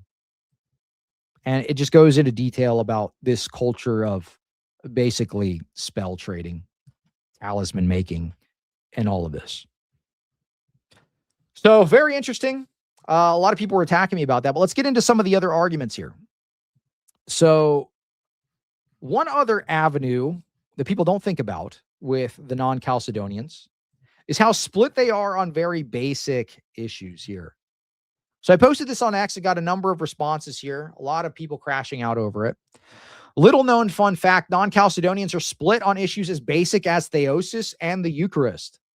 The soon-to-be saint in the Coptic communion, Pope Shenouda III, in his own publication in 2007, states theosis, deification, is a heresy, and goes on to state they don't partake in Christ's divinity in the Eucharist. So this is his own publication here. This is Pope Shenouda. He's he's about to be made a saint in the Coptic communion. And this is from his own magazine, by the way, in which he was editor-in-chief. He was editor-in-chief of this magazine here. And he titles this The Heresy of Deifying the Human. Okay. And then he goes on to talk about Eucharistic theology. Okay. So check this out. How many are the heresies that some have started spreading? And maybe the most dangerous of which is the heresy of deifying the human and pretending that the human can be in God's nature and in his divinity. So partaking in his divinity. I know this talking is hard and unacceptable and cannot be believed by any believer, but that is what happened. So Pope Shenouda outright rejecting theosis, outright rejecting deification. But he goes so far as to say, they also say, and this is honestly a kill shot for their position, if they were to hold to this view. They honestly say that we share the same divine nature through the Eucharist, through which we eat divinity and drink divinity. And he says this is like a crazy concept. And when we opposed them in this, they accused us in our faith. And we had to explain this point to them in our book, New Heresies. So he wrote a whole book on this subject. Okay. So Pope Shenouda, major figure in the Coptic communion, basically says when you're partaking in the Eucharist, you're not actually partaking in Christ's divinity, you're partaking in his humanity. So he's splitting Christ's divinity from his humanity. What does that sound like, people? I'm going to see who's smart enough. What does this sound like, people? Somebody let me know in the chat. What heresy is this? Name the heresy. Let's play Name the Heresy. Somebody leave a comment and let me know what heresy this is. Bingo. Bingo. This is Nestorianism. This is Nestorianism. This is Nestorianism. Now, there were a bunch of cope responses on this. There were a bunch of people coping about this. They're saying, this is not actually what they're talking about. This is not actually what he's actually talking about something else. Please don't pay any attention to this. There were a bunch of different cope responses here. Okay, I'm going to pull up one of them. Give me 1 second. And I'm going to break down their sleight of hand because they try to do this all the time. They'll puff out their chest. They do the same thing Muslims do. They argue like Muslims over, they will make it very semantic, and they will say, look, when he's giving like mocking language, this actually means this is the only thing he's arguing against. So hold on, let me pull this up real quick. Oh yeah. Father Peter here has posted, how do the cops understand this verse? Whereby are given unto us exceeding great and precious promises, by these you might be partakers of the divine nature. Yeah, seems a little contradictory with the words of Pope Shenouda. Having escaped the corruption that is in this world through lust. 2 Peter 1:4. Notice this was something Mina Farag said was one of the reasons he left the Copts. Because they would make you this is a split opinion. So there are some people of this camp that agree with Pope Shenouda in the Coptic Church, and there are other people that believe in, who is the other gentleman he had a discourse with? Was it Matthew? Yes, Matthew the Poor. So there's two camps on this. So Matthew the Poor versus Pope Shenouda, and Pope Shenouda in his treatises against Matthew the Poor basically is saying, no, we don't actually believe in deification.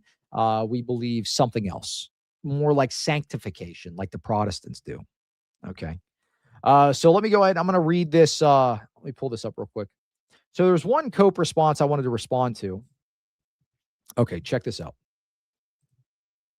Here you go. So this is one guy coping. He says he couldn't even read the lines after that refute what he's saying. Question, Cleve. Do you believe we can literally become the divine essence? Who's saying that? Do you believe we can literally eat the Godhead? So we're eating the entire Trinity. Actually, crazy lying. Notice. This is all they say. They say, "Oh, he's a liar. He's a liar." And he just highlights the same thing I already read, dude. Where does it say we're eating? Where does it say that we're eating the entire, like we're eating the Godhead? Right? Are you now saying so? Because look, take a look at this. We're eating the Godhead, through which we eat divinity and drink divinity. And when opposed them in this, they accursed us in our faith, and we had to explain this point to them in our book. They say we share the divine nature through the Eucharist sacrament. Where does this say they're eating the entire Godhead, you disingenuous liar?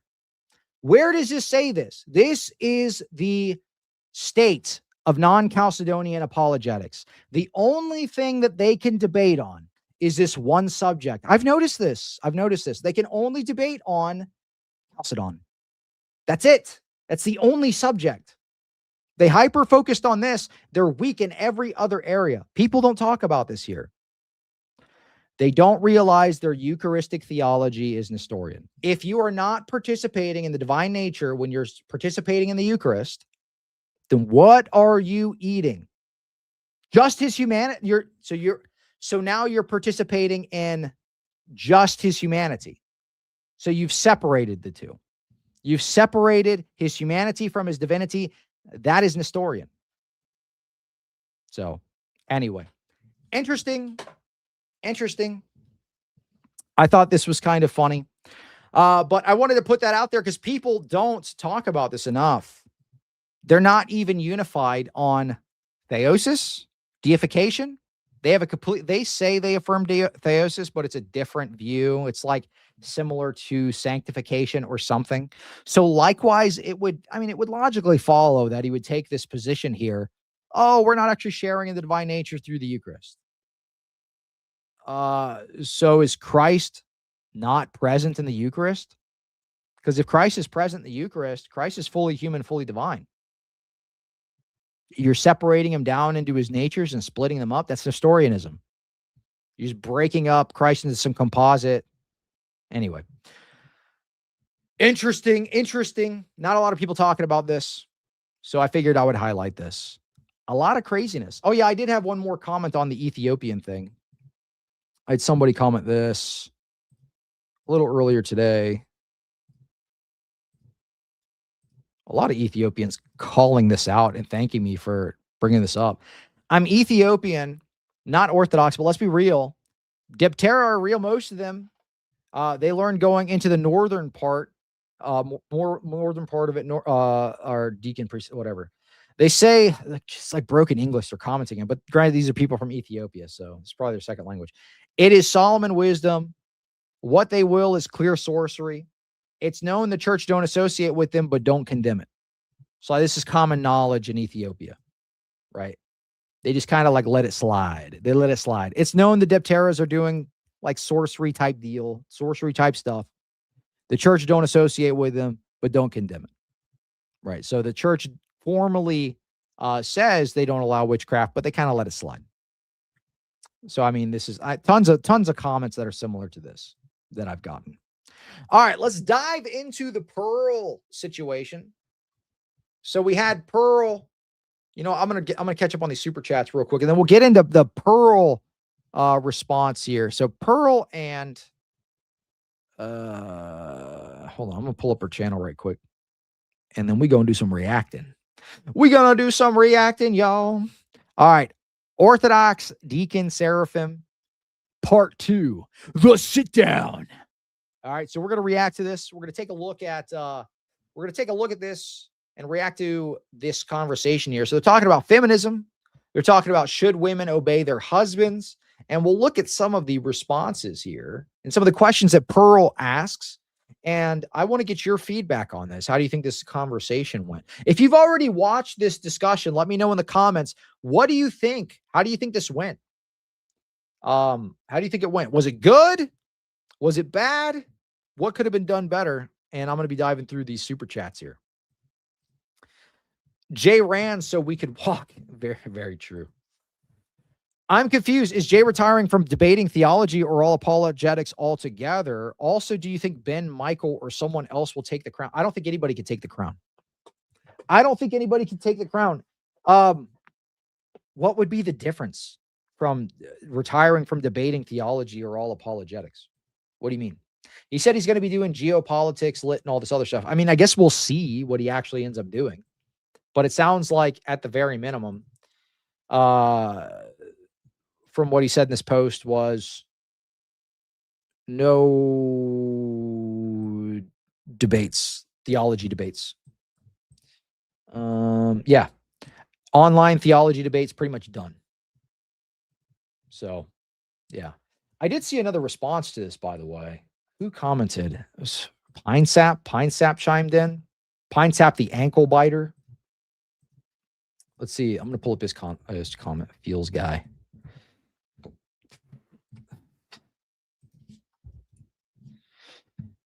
Feels guy. Hold on. Let's see. Oh, did he already delete his comment?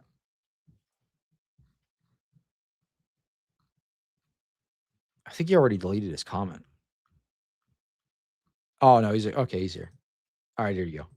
So here's Feels guy. Here's Feel guys. Feels guys.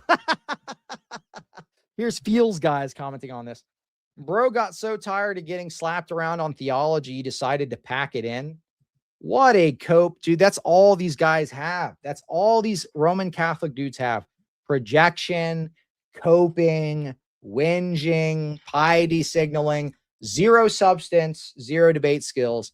Need I remind you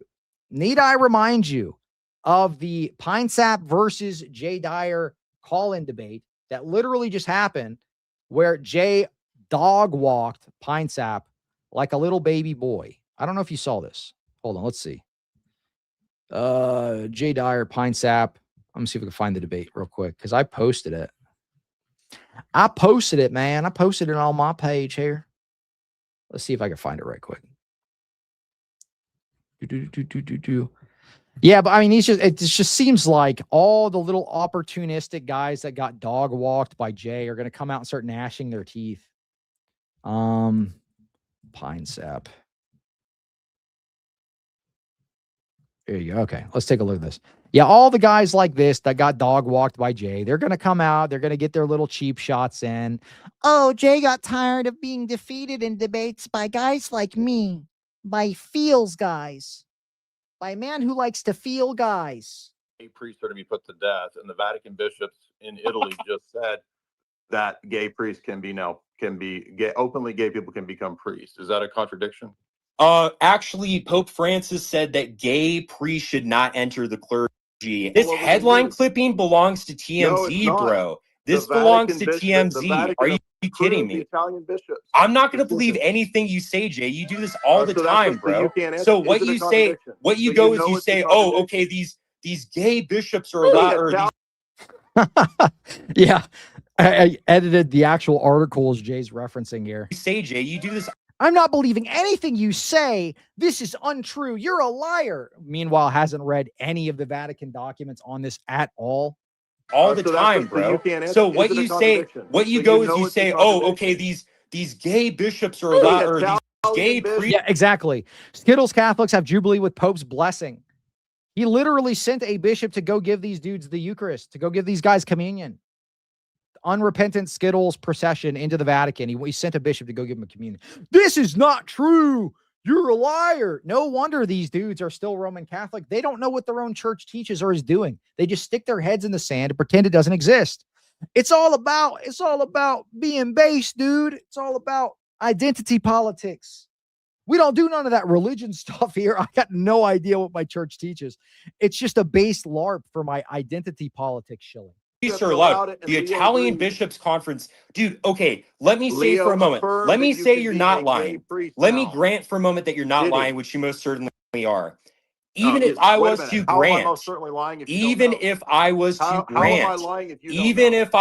grant that a bishops conference said something cringe, how does that disprove the church? The fifth says that. How does yeah, even if I was to grant everything you're saying, because I have no idea what I'm talking about, how would that disprove? That's the Cope response every single time. Why are you talking about all of these things in Roman Catholicism? Not a single one of these arguments is a solo kill shot for our entire worldview. Maybe we're just talking about the rampant corruption in your institution. Not every single argument needs to be a one and done kill shot, dude. We could say the Reformation is bad for the world without that being a kill shot for the Reformation. So to compare with like Protestantism, I don't know why all the Roman Catholics, whenever you point this stuff out, they're like, but that doesn't disprove the papacy, bro. That's not ex cathedra. That seems to be the response. But anyway, so you get dudes like this coping. He leaves the comment here. Jay Dyer. Bro got so tired of being slapped around on theology, he decided to give up and pack it in. It's over. It's over, dude. I can't wait for the rest of the Cope to flow in for these Roman Catholics that have been absolutely dog walked in every debate they've ever done. It is quite frankly very comical. We need to get Cleve to 7 figures. So true, King. Thank you for supporting the grift. Number 1 grifter, by the way, according to JP Uncut. Number 1 grifter and liar. Very based. Is a clown mass now a part of the Catholic calendar or something? They seem to do this for every pope. Feast of the Trad Clowns. Yeah, it's become integral. It is part of the magisterium. The magisterium, the Roman Catholic Church. You could tell me this was an anti-ICE protest and I'd believe you. You'd have to remind me what clip you're responding to. Maybe the clown mass. Serbia greets the great of Orthodox Apologetics. The real Wicked J. Time for you to take the torch, Cleve. Become mean. I don't have it in me. I'm a nice feller. I'm a nice guy. I'm too nice.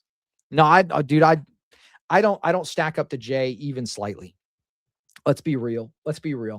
I've got my own thing. I think my strength is fact finding. My strength is finding new arguments.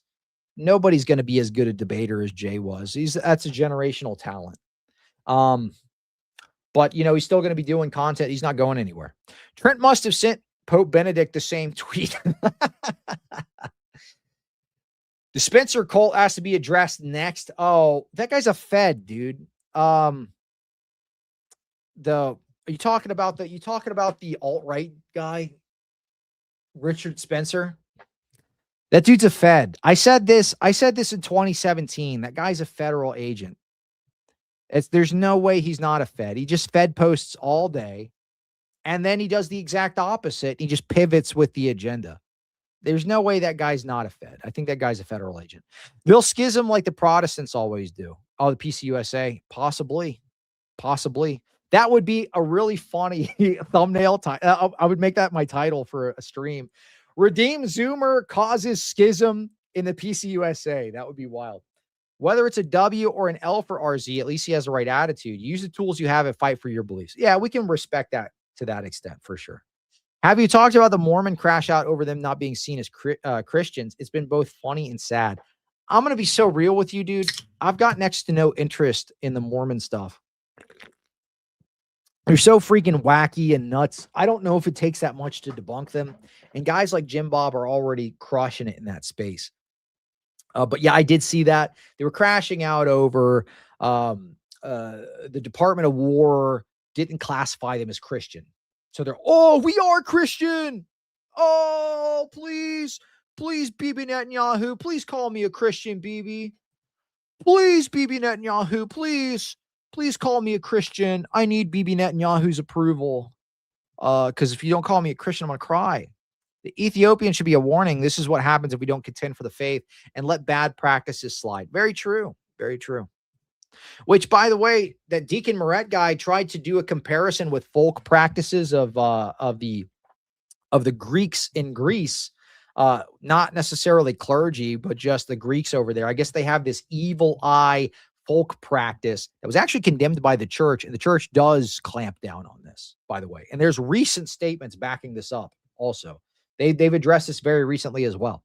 But he was trying to make a one-for-one. He's like, so the guys that sing in our liturgy are casting spells and selling their spells to people and doing these spiritual healings and exorcism and talking to demons and all this kind of, they're like chatting with demons and hanging out. But did you know in Greece, some of the old dudes there have a folk practice of this like evil eye trinket that they use. So it's basically the same thing.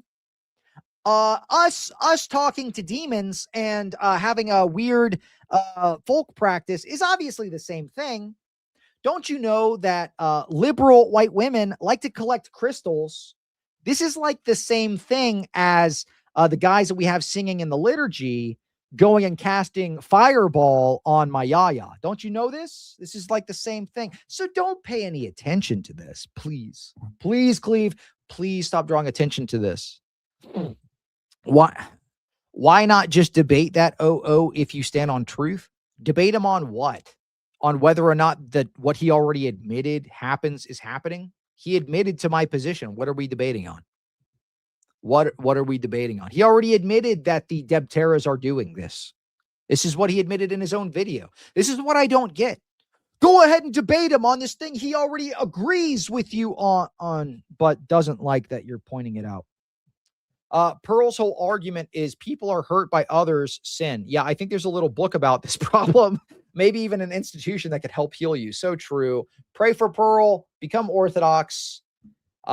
She's got the right wing attitude. She just needs an actual moral foundation, and that's found in Orthodoxy. What I mean by all apologetics, I mean like people calling it. No, you said the call-in streams are done. I don't know if he's doing like call-in. He's not doing any more call-in debate streams. But I'm sure, like these things often do, he might change this. I'll pull up his tweet. He at least he posted about this. Hold on. This specific question.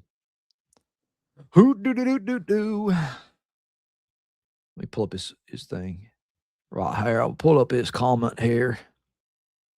I pull up Jay Dyer's comment here. Here. Okay, here you go. Are you retiring the open debate streams altogether? Yep. So that's what he said. Granted, I'm sure he could talk to you more about what he's actually going to be doing going forward.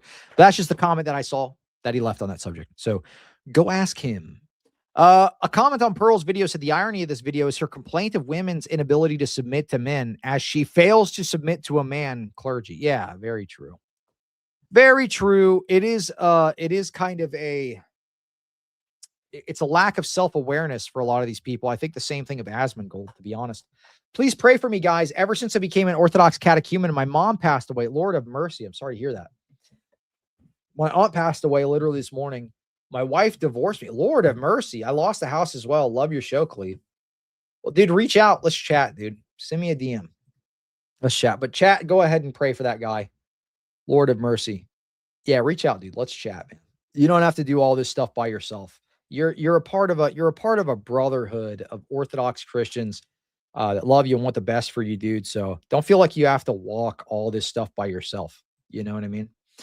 Jay also sometimes reacts to debates. It's another form of apologetics he engages in, even if he's not debating himself. Very true. Very true. If you watch Jay's live stream, he'd ask for people to come up that have disagreements. Almost nobody would come up. They have no good arguments. Yeah. They're all kind of done. Yeah, the Spencer cult turned a friend into a degen. Oh, they have no moral values. No moral values. All right, let's go ahead and start reacting to this video. Why am I here? So you've got Pearl. If you've been following this whole back and forth here, basically Pearl went to an Orthodox church. She went outside of there with a sign that said, "Women, do you submit, or should women submit to their husbands," or something like this. And this was a sign she was holding outside of an Orthodox church on a Sunday divine liturgy.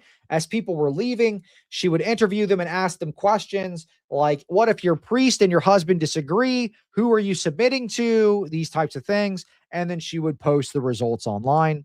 Several people were critiquing her, including myself. I think there are better ways to do this. But to her credit, she was willing to have a sit-down conversation with one of our clergy here. And this is Deacon Seraphim Rohlin, who's been on the show before and is a real stand-up guy. So let's take a look at his responses here. This is a little bit of a longer stream, so I'm going to be doing a 1.25 here just to get through some of this. The risk to have this conversation. Why would I take the risk to enter into a relationship with somebody or to put myself under the authority of my bishop? I don't think it's wrong to say that men are above us in terms of their morality, in terms of their intelligence. Like, women don't. By the way, guys, if you haven't already, go ahead and smash that subscribe button. Help the show get to 30K subs. We get like 1,000 live viewers at once very often on this show. Let's turn those into subscribers, and we can continue to spread the word of orthodoxy to as many people as possible. I get tons of DMs from people who are inquiring, various Protestants, so on and so forth. Tomorrow, I'm actually going to be having a guy that made a video recently, Colby something or other. He made a video saying, I'm leaving Protestantism. Better yet, I'll just pull up that video. Why not? I'll pull up the thumbnail at least. Colby leaving Protestantism. This video got 60K views here. He says, questioning Protestantism. He said, I'm a Protestant now considering Catholicism. Here's what changed. I said, hey, dude, let's talk about orthodoxy. This guy's going to be on the show tomorrow with me and Alex Soren. We're going to chat with him about orthodoxy and see if we can't steer him in the right direction here. But several other people in the same boat, I mean, we've been working with, reaching out to. Before this show, I'm going to go on, what's that dude's channel? He's big on TikTok. The Jacob Wendelson guy.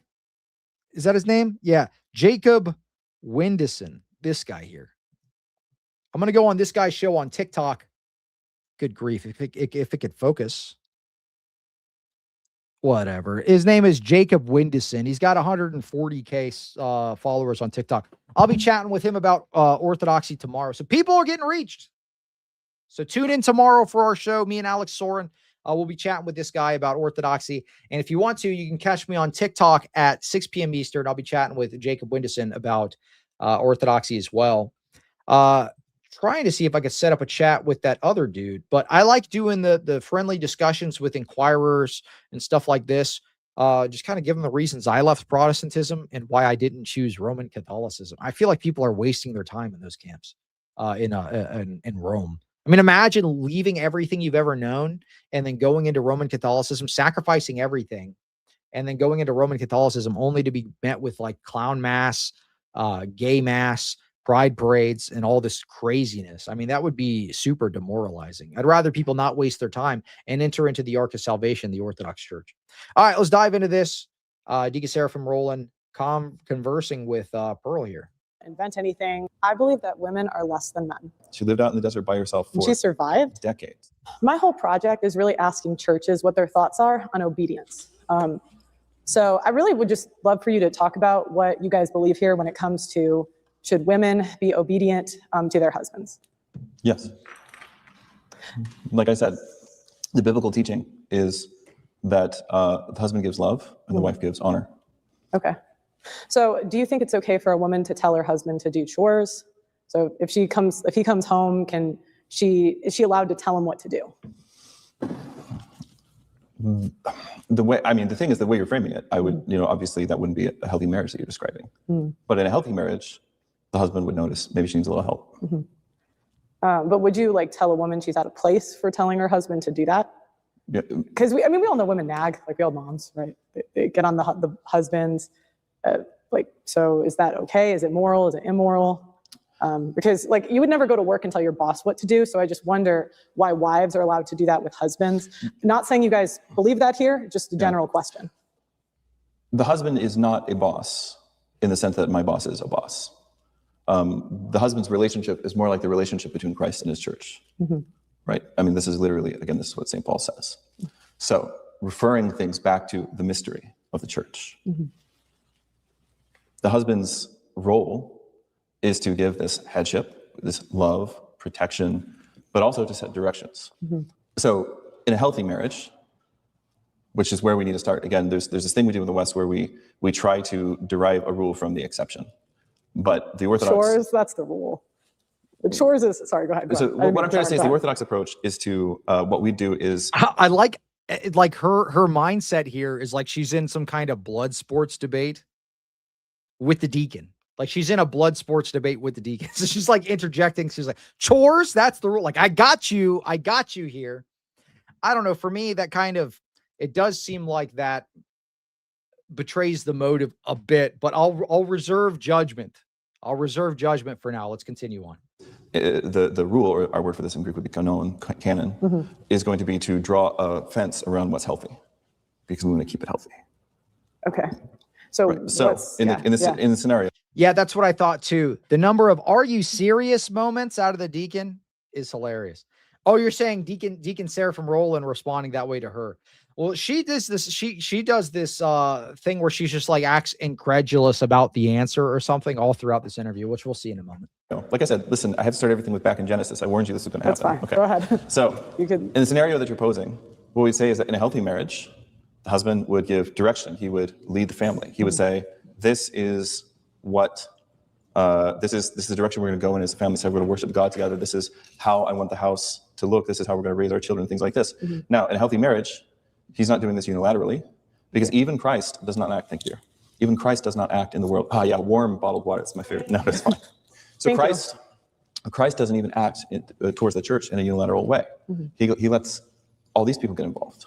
Lets us get involved. Lets me get involved. Right. And so.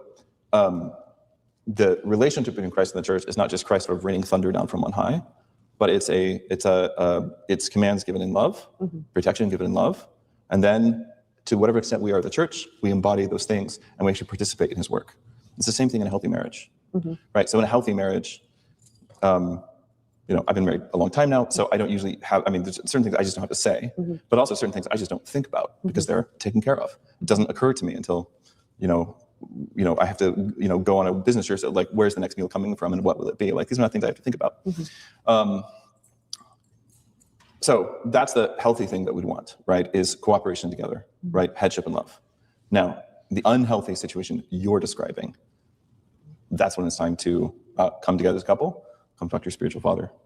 And the spiritual father will tell her or him what? Depends on the couple.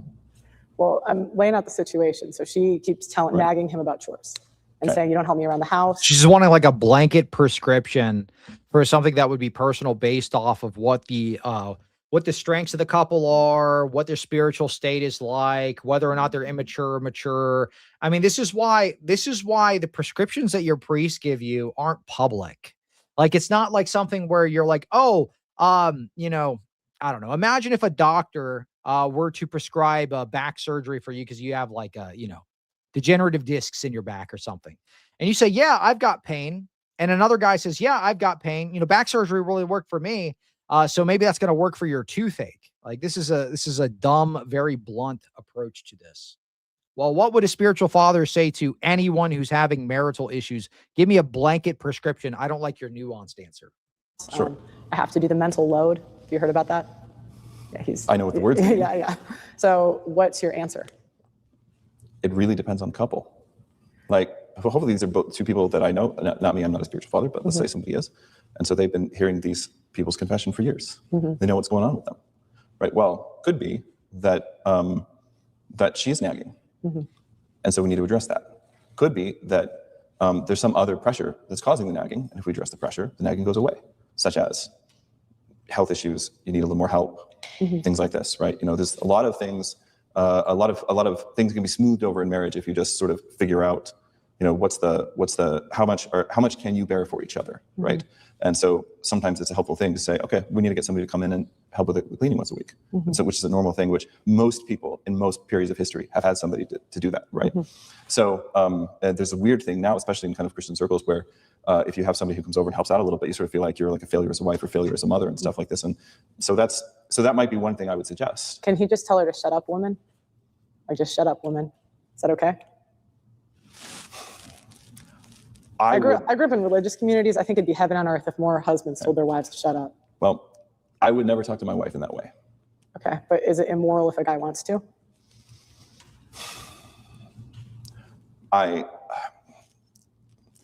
In a hypothetical situation, right? It's very hard to judge the intent of the heart, right? But when St. John Chrysostom, for instance, speaks about how should husbands treat their wives and speak to them, and how should wives treat their husbands and speak to them, in a healthy marriage, you wouldn't speak to each other in that way, nor would it ever be necessary. Right, but that'd be healthy according to you, right? But to him, he might think it's healthy. But it's healthy according to Christ. Right, but there could be a different interpretation of the Bible. Maybe he feels that he's allowed to talk that way. So, just because I'm just being honest, when it sounds like tone policing another guy, like that's kind of what it sounds like to me. I'm not tone policing anybody. It's the concept, right? So she's saying it's tone policing to say that maybe it wouldn't be the wisest thing to tell your wife, shut up, woman. I don't know, man. Yeah, I know. It does seem like she's out to get gotchas in this scenario. I don't think it would be good optically for a deacon to encourage people to tell them to prescribe to their parishioners to say, hey, go tell your wives, shut up. I don't know how effective that's going to be practically. I don't know how effective that is going to be practically. Now, I can say, and I can offer some nuance, at least from my own perspective. If your wife is someone who you have modeled headship, you rarely raise your voice over something stupid. Like you aren't abusing your headship by just nagging her about little tiny things and, ruling with an iron fist over the tiny stuff and just really cracking down. And it's just like we need to have a talk about like stuff as little as like, I don't know, there's like a dust bunny on the floor or something. If you've kind of cultivated this culture within your marriage of, well, hey, I'm going to exercise headship. I'm going to put my foot down on the very serious stuff. I will encourage you to do the other things, but the things I'm really going to put my foot down are on the things that affect your soul, the things that affect your health, the things that affect our family's livelihood, these types of things, if I'm putting my foot down hard on this, then I think maybe they'll be more receptive rather to a blunt response if it was ever necessary. That would be the nuance I would offer if I were thinking about how I would react to this. But I think the answer that he gave was good. It's probably not wise to sit there and just tell your wife, A, shut up. And I get that from a perspective of a clergyman. Is parishioners listening to this, they would take that as a prescription to go ahead and do that if he were to say yes. Because like I keep hearing this, like it's, well, if they're doing it in a healthy way. No, I'm not. What I'm saying is, if I heard somebody speak to his wife in this way, I would assume that's not a healthy marriage. Okay. Yeah, that would be my assumption. But then I would say, I don't know what's going on. I hate to judge.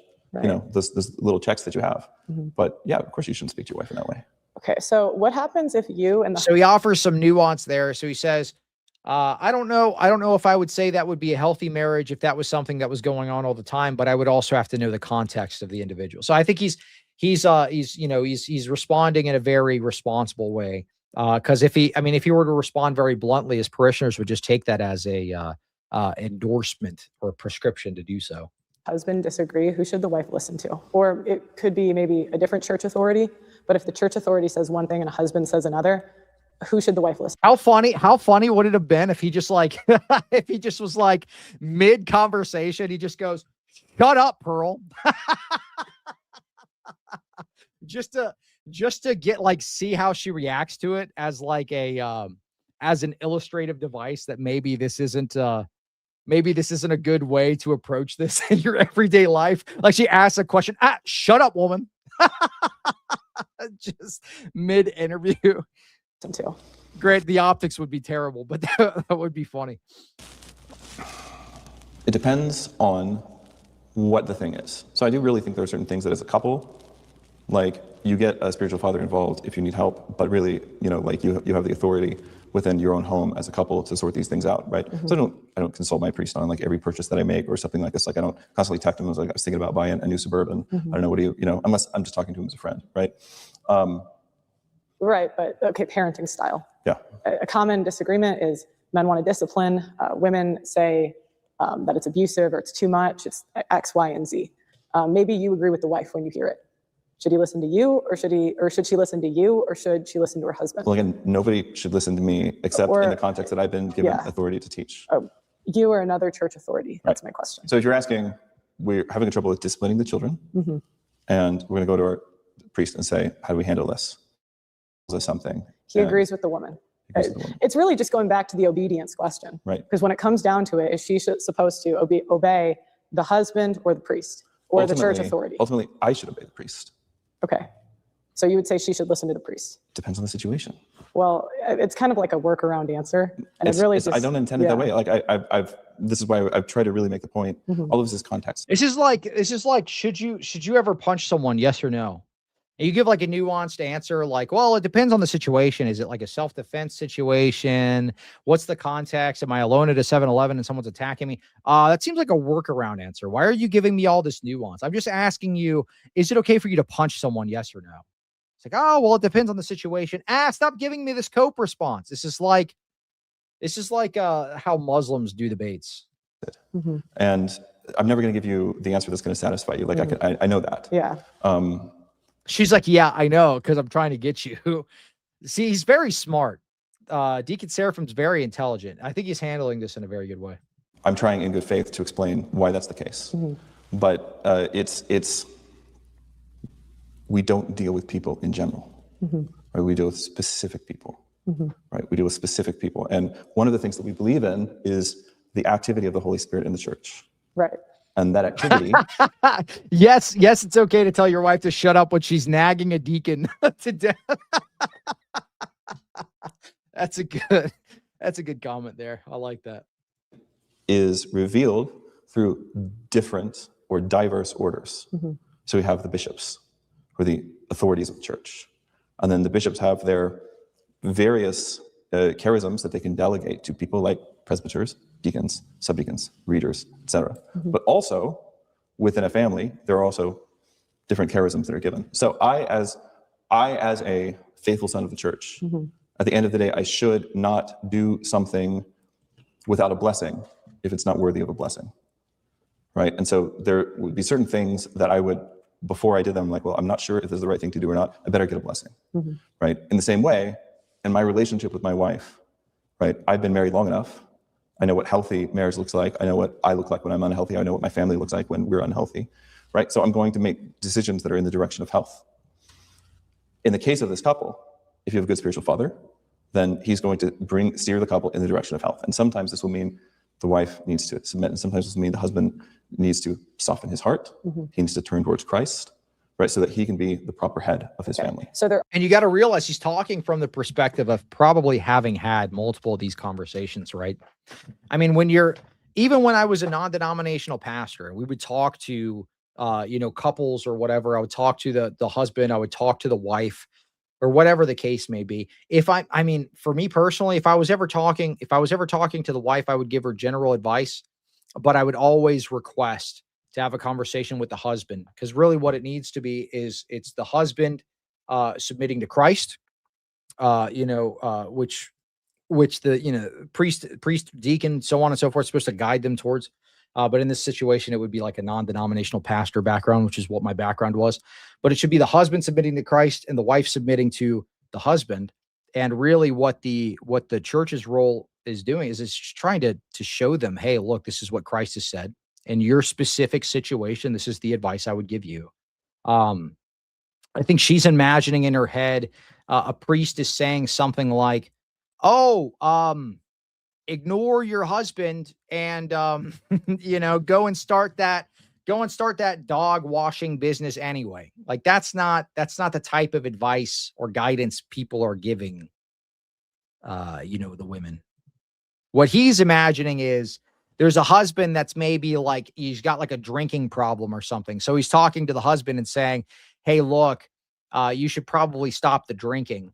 And the wife is like, hey, I would really like help in getting my wife to stop his drinking problem or something. So they're both working to try to heal that aspect of what the husband's going through or whatever. So he's kind of speaking from that perspective. She's like, trying to interpret this in the least charitable way possible. Are instances where she should listen to the priest and not her husband or the church father? Yes. Okay. Because like hypothetically, such an instance. Because I think one deterrent a lot of people have from joining a church. Bra Gaming says there's no point for a man to marry with all the responsibilities and none of the submission. So there's no point in getting married because you've got, I've got to do, it's so hard as a man. I'm such a little chud. I'm just a hopeless little chuddy. No woman's ever going to submit to me. I might as well not even try. This is the kind of like effeminate take that you get when you listen to dudes like, I don't know, think of any prominent red pillar. Who's the dude? Andrew Tate, or even sometimes Nick Fuentes can kind of lean on this and this kind of like, it's just not worth it for a man to get married in this day and age. Yeah, whatever. That's freaking cope, dude. I could say honestly, if you're a real man, you'll be able to lead your wife and guide her in the way that she should go. You'll be able to change her mind about politics. You'll be able to guide her into, what she should believe if you're properly exercising headship. Or you could just cope and cry all day and act like a victim and then ruin your entire life. That is also possible. But I think the end result of this like faithless red pill nonsense, like the faithless red pill nonsense, is this. It's just nihilism. It's, things are so hard for men. I'm just a hopeless chud. I might as well just be sitting in my room in the coom pod, doing nothing, gaming all day. Yeah, you'll waste your entire life, dude. Get out of the house, find yourself a nice woman, have some kids, get married, be based, become Orthodox. Let's stop being victims, guys. For real. I mean, I think this is like such a weak, the result of the faithless red pill nonsense. It just produces weak, whining, effeminate men that can't lead their families, that are just, they're crying about their situation or whatever. Maybe they will never have a family. because they bought into the propaganda. Oh, I'm just going to end up getting hurt by a woman. Oh, I'm just going to end up getting hurt. Oh, it's so bad. What if I get hurt? Yeah. What if you are acting like the woman in this situation because you're so afraid of getting hurt? Man up. It's not that bad, dude. Is that essentially? Yeah. I mean, bad things can happen. Don't get me wrong. Bad things can happen when you ride your bike. Oh, but haven't you seen that guy fell on his bike and he freaking got a skin knee-reno? He broke his leg. I might as well not ride my bike. The church, flawed people get authority over his home. When, yeah, exactly. What if a UFO abducts my wife? Like I was talking to someone I know that's an atheist, and he's one of like just morally the best people I know where you'd think he'd be religious, right? And I meet guys like this all the time where they're just very, they're not religious, but they behave in a really moral way. And I kind of asked him like why, and he just didn't like the idea of another man telling him what to do in his own house, especially when, there's scandals in churches all the time. I don't know if this one's one of them, but like the Catholic had the priest scandal. The pastors come out having affairs, and it's like, so don't you think by that logic that another man has authority in your own house? I mean, I'm a deacon of the Orthodox Church, so I can't even leave town without traveling papers. Like, if we don't have obedience, we don't have anything. A lot of the questions that you are asking seem to me, I could be wrong about this, seem to be aimed at trying to say, how could we create a system which is going to be totally free from pain? Right. And exactly. Bingo. Bingo. Bingo. W Seraphim. W Deacon Seraphim Rohlin. Can you believe it? Cleve, mind reading again. How can we create a system completely free of pain? This is, oh, my chud feelings. Oh, well, what if she doesn't heckin' submit a Reno when I ask for my tendies? What's going on? Well, oh, should I get married? It's just gonna hurt my little fifis. Dude, he's so wise. Can you believe this? Can you believe this? Beautiful answer. Chef's kiss. W's in the chat. W's in the chat for Deacon Seraphim. one of the ways that we try to do this is to cut ourselves off from relationships that potentially have this possibility of bringing pain into my life. Of course, everything that I do has the potential of even this conversation right now, I'm taking a risk doing this. Spam those W's, y'all. I want to get some W's for Deacon Seraphim. That was a good response. W's. I have no idea how you're going to edit this, how you're going to put it up, how you're going to spin it. I'm not impugning you, but I'm just saying this is a risk. I'm taking a little risk. Why am I taking the risk to have this conversation? Why would I take the risk to enter into a relationship with somebody or to put myself under the authority of my bishop? Well, because I believe it's going to be for some healing. Right now, my particular vocation is the church called me to do a particular role. Bishop put his hands on my head. He called down the Holy Spirit upon me to fill me and fill all the parts of me that are missing and lacking so that I can do this work, right? Similarly, the Holy Spirit is present at a wedding. He's present in a Christian marriage, right? And so yes, does another man have authority in my home? Obviously, yes, that would be it. But that's true for everyone. Like if you live in the United States of America. Yeah, Jesus Christ. That's right. There's another man, many of them, going many ranks up in government, who has authority in your home. Stop paying your taxes and see what happens. Right. You can't live in a relationship with other people without. That's such a good point, dude. To draw the comparison to the government, that is such a good point. She's basically saying there are no other authorities.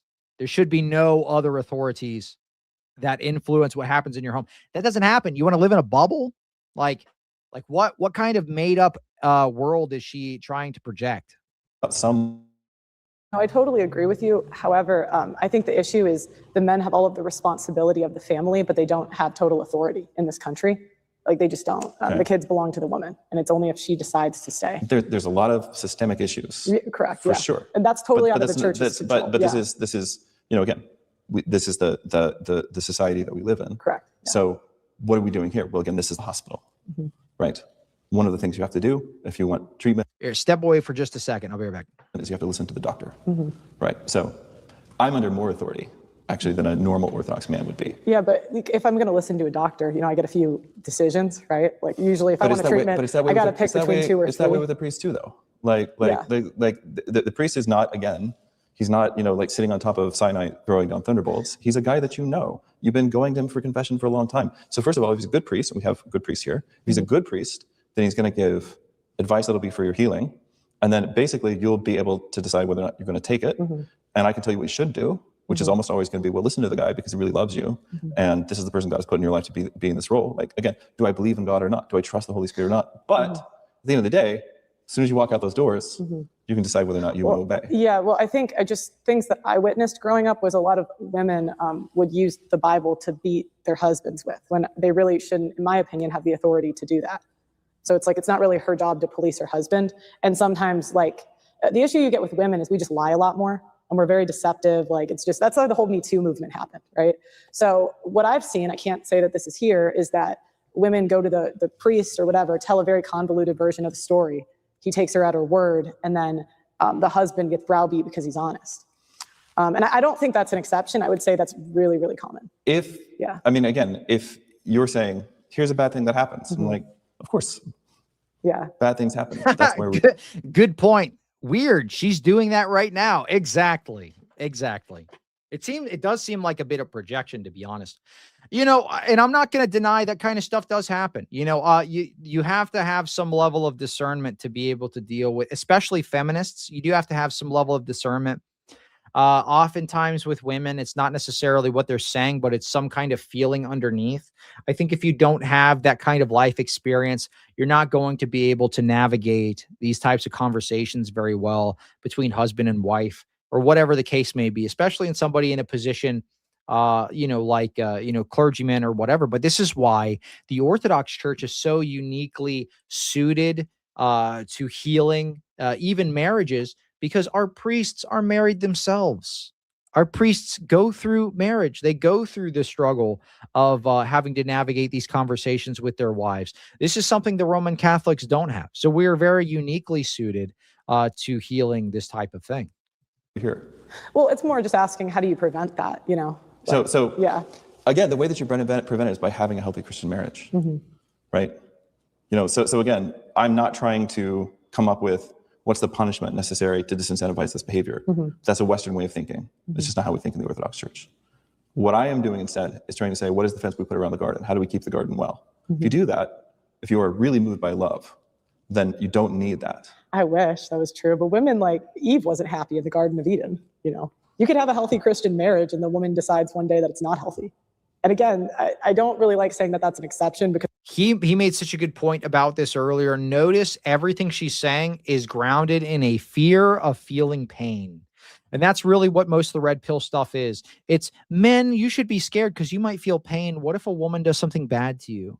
What if a woman breaks your little chud heart? What if she cheats on you, dude? Oh, it would be so over for you. You might as well not do anything now. You might as well not even date. You might as well not even get married. You might as well not even have kids, because what if she divorces you? Oh, what if you went through something bad in your life?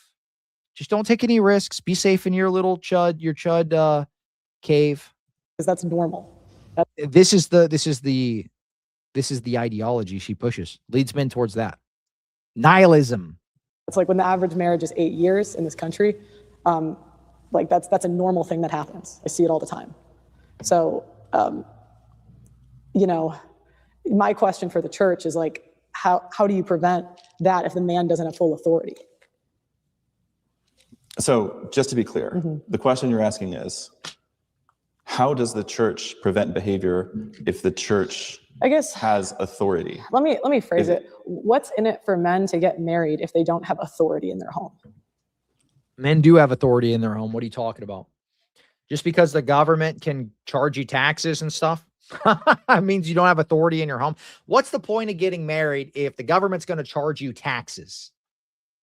Just a nonsense line of reasoning. It's a super weird way of framing that. See, dude, me and Deacon Seraphim are on this. We're on the mind meld. See, this is why I love Deacon Seraphim. It's like we're thinking the same exact thing at the same time. Well, I don't think it is, but that's okay. Yeah, I mean, it's just what's in it? I feel like, what does he get out of it if he has all the responsibility without the authority? Well, first of all, he doesn't have all the responsibility. There's more than one person in a marriage. Nobody's saying that. That's a false dichotomy which you're creating. I just want to be very clear. That's not how we think of marriage in the Orthodox Church. Okay. Secondly, what's in it is salvation.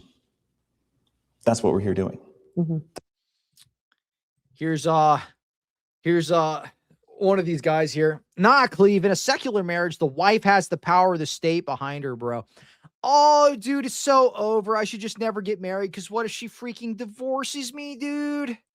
Oh, it'd be so hard, my chud life. I should never take any risks, because what if I get hurt, dude? Oh, I should never drive my car. What if somebody hits me in my car, dude? He'd break my legs, dude. I might die. Oh no, I should never do anything. It's just like baby time critiques. It's just effeminate critiques. Oh, she's got the power of the state behind her. I should just never get married. I shouldn't even try. I should live in my little chud cave, because what if she hurts my fifis, bro? What if she hurts me financially? Oh no, what if she hurts me financially? Yeah, what if I talk about Jesus on the internet and I debate some Muslim and he, lops my head off? So what, dude? This stuff happens. You can't go through life like you're a bubble boy, afraid of everything. Half of the anything that's worth anything in life. Look, if you're a young man, anything that is worth anything in life is going to take some risk. Is going to risk you possibly getting hurt, maybe in a big way. So freaking what, dude? Read the Bible. The apostles risked everything to follow Christ, and they all died, except for one. He died of old age. Okay. They all died in a horrific way. They were all killed for their faith. Oh, they shouldn't have done that. Don't you understand? The government is totally against Jesus. Oh, why are you following Jesus? This is like the same argument you're making. You realize Christ calls us to be fruitful and multiply? Do you realize this? I'm just saying, dude. That's what, if you came to an Orthodox wedding, that's what you would hear in the prayers. Why are we coming together? Well, for various things. The world must be peopled, Shakespeare, right? But also we're coming together for the salvation and the prosperity and the joy of these two people. Oh, it's like 70% chance of child support. Oh, dude, don't you understand? The Romans, they're gonna freaking get you, dude. It's like an 80% chance they're gonna crucify you. So what? So what? Pick up your cross. Follow Christ. Christ has commanded you, young men, be fruitful and multiply. So what? Stop crying, dude. This is insane, bro. This is insane.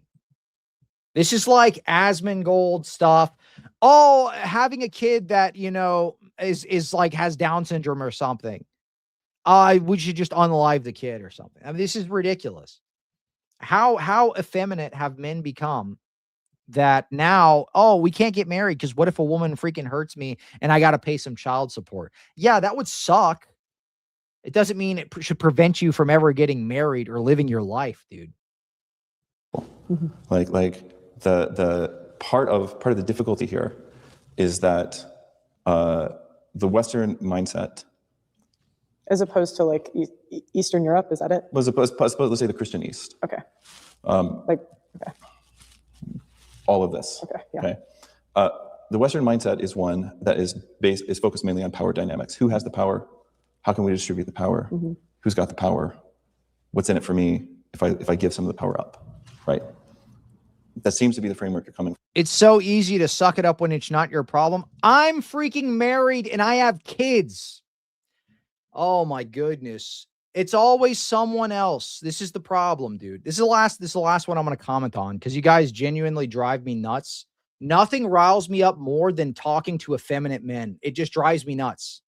I'm usually so very charitable, but it drives me insane talking to sissified men who refuse to take up their cross, get married, have kids, and do what Jesus calls them to do. Okay?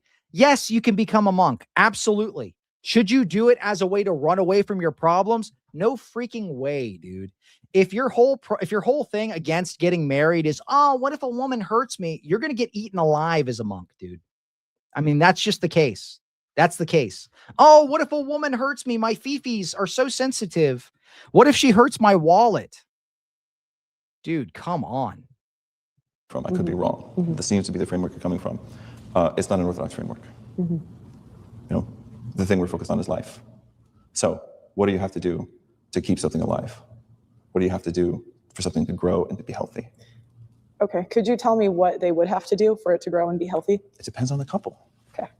I know that's not a satisfying answer for you or your audience. I understand that, but it really depends on the couple. It depends on the couple. Going back to her scenario, okay, she's nagging. But Cleve, what if she takes all the blame? No, dude, look, your comment's genuine, but listen to this. Look at this hypothetical situation. Let's say you, I don't know, in this hypothetical, you end up getting married and she takes like all of it.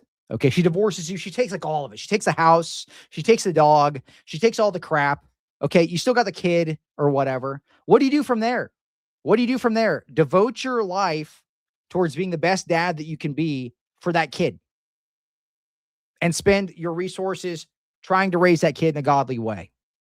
You have to have goals that are higher than just material things. This is why guys like Asmongold have this kind of like nihilist worldview, nihilist morality, where they feel comfortable unaliving like babies. They're like, having a Down syndrome baby is too much of a financial burden on me. Being married has too much of a burden on me. What if she leaves and she takes all my toys? She takes all my stuff. Or what if you have to suffer for a while? Yeah, dude, that's life, man. That's life. Bad stuff happens all the time. I'm married. I have kids. Like you're saying, like, anyway. I'm not talking to this commenter, but I'm just saying, like, come on, guys. You can't be afraid of everything in life. I get it. A bad thing can happen to you. A bad thing can happen you driving your car. You could get rear-ended. You could die. What if I die? You don't understand. What if I die, Cleve? What if I go through the windshield and smash into a tree? Well, I guess you should just never leave your house again, dude. If that's the end all be all is risk prevention, don't leave your house. Stay in your coom pod. About the chores. There's 8 different things that it might be. Probably saying shut up woman is not going to be one of the things that leads to that marriage becoming healthier and those people drawing closer together. Now, what is the thing that couple needs? Well, again, what's the context? Right? What's the context? So this is the problem. You've got a framework here for your questions. It's but it's not an Orthodox framework. And so it's very hard to give a good Orthodox answer to it that's going to really satisfy you. There are circumstances that I know about where I could say, here's what we'd have done, but those are not the business of people on the internet. So I can't talk about them in this context. Okay. What do you guys think of women taught Bible studies? Are you guys okay with them? You should have begun by asking, what do we think of Bible studies? No, women taught. Who's got authority to teach the scriptures? I don't know here. Hopefully men. That's what I'm hoping. The bishop has the authority to rightly divide the word of truth. He can delegate that teaching authority to people, traditionally, his presbyters and deacons, but he delegates that teaching authority to people in the church. So again, the Orthodox question is going to be, do you have a blessing to teach? Who gave you authority to teach, right? Even doing this right now, like I have a blessing to have this conversation with you, right? But it's funny because even the thing you're doing, the Orthodox question would be, who gave you a blessing to do this? No, I know you're not Orthodox, so it doesn't apply to you. I get that. But what I'm saying is, what we say about any Bible study would be, who gave you a blessing to teach? Is it blessed? Do you guys give women blessings to teach? Happens sometimes. Okay. It's not super common, but sure. It's mostly male and on occasion female. Well, in this parish, the preaching is done by clergy. Okay. We have Bible studies. We've had women's book clubs from time to time and things like that. Is with a blessing. We have clergy wives, matushki. Matushka means mother, right? And so we have senior women within the church who are able to take this role to, as the scriptures command, the older women raising up the younger women and teaching them what it means to live the Christian life. So we definitely have women take this role. I believe that women... This has to be done with a blessing. I believe that women are less than men in terms of pretty much everything. I don't think we're as smart. I don't think we do as much for society, and I don't think we're as useful or needed. Do you think that's wrong? Yes. Why? Because back in... Yeah, well, look at the blessed Theotokos, right? Look at the Theotokos. I mean, look at what church you're walking into. Genesis. God made man and woman. It's just like Jesse Lee Peterson. Like Woman's father is the devil. Woman's father is the devil. You gotta forgive. Did you forgive your mother? Do you have anger? Do you have anger? That's nasty. Male and female in his image and likeness. Deacon, yeah, it's just like, I mean, this is like just edgy question asking. Deacon, I believe all women are retarded. What do you think about this? What? What kind of question is this? Yes. So there's no human being who does not bear the image of Christ. The greatest Christian to ever live was the Mother of God. She's done more miracles. So based. Theotokos W. We love the blessed Theotokos on this show. Very based response by Deacon Seraphim. She's had a longer and more glorious career in the church since her repose than any other human being who's ever lived. She's more loved than any other human being who's ever lived. And she is, for us, the fulfillment of womanhood. You mentioned Eve a couple of times. But here's the thing about Eve. Eve, in the same way that Adam is a type, Eve is also a type. So going back to those apostolic fathers we mentioned, what they say is that Mary is the new Eve. So a little typology here. In Genesis, woman is taken out of man's side. So the first Eve is taken out. That's true. I will give. All right. So we joke and we laugh and we clown around and stuff like this, but W for Pearl, not editing this up and snipping it into little cheap gotchas. We'll give her her roses. We'll give her flowers for this. She didn't edit this up. She left it kind of open. So W for Pearl on that. She didn't. As much as we disagree on some things, we can give her her flowers for this. Of the side of the first Adam. But in the gospel, the second Adam is taken out of the womb of the second Eve. And in the gospel according to St. John, the first few days of the gospel are laid out in direct parallel to the first week of creation, culminating in this event right here. I'm going to skip forward just a bit because Alex is going to be live at 8. So I'm going to send you all over there. I don't want to overlap too much with his stream time because I want to support my ortho bros. Okay. I want to support my ortho bros. I don't want to ape their stream time. So Monday's usually his stream day. I'm going to send you all over there at 8. So in about 15 minutes. But let's react to some of this. I'll read the super chats and we'll wrap up here. Privileged few the door has now been opened to every single human being. You have that opportunity. I have that opportunity. And we're not going to, we don't experience that sanctity simply by pursuing a moral life, which is why, to me, it's not that morality is not important. It's not that I don't believe abortion is murder, because I certainly believe that. But when you tell me somebody's a murderer, what I want to do is go throw him in jail. Sorry. And heal that person. Yeah. So one of our greatest saints, St. Mary of Egypt, up here in the upper right-hand corner, we read her life every Lent. Read it together here in the church. She lived an incredibly profligate life. So much so that sometimes when I'm reading that story in church, I'm like a little, these are weird terms to be using in church. She lived this incredibly profligate.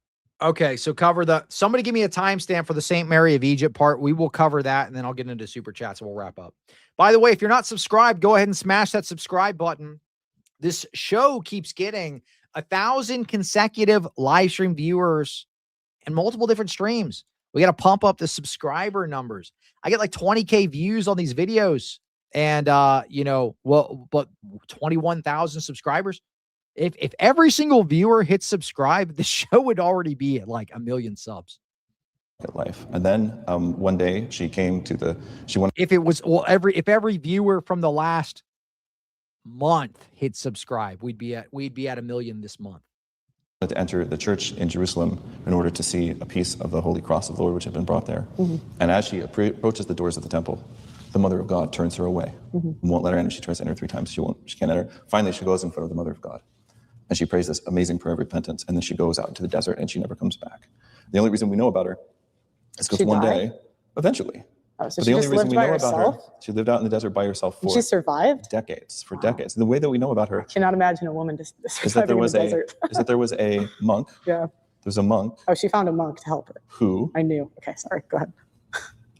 There's this monk named Zosimus. And Zosimus was the abbot of his own monastery, super holy dude, doing all the things, fasting like you wouldn't believe, staying up all night, praying, never sleeping. And so he just sort of says one day to God, I think I found it the summit of perfection, and I'm a little discouraged about this because I just can't see anybody getting holier than me.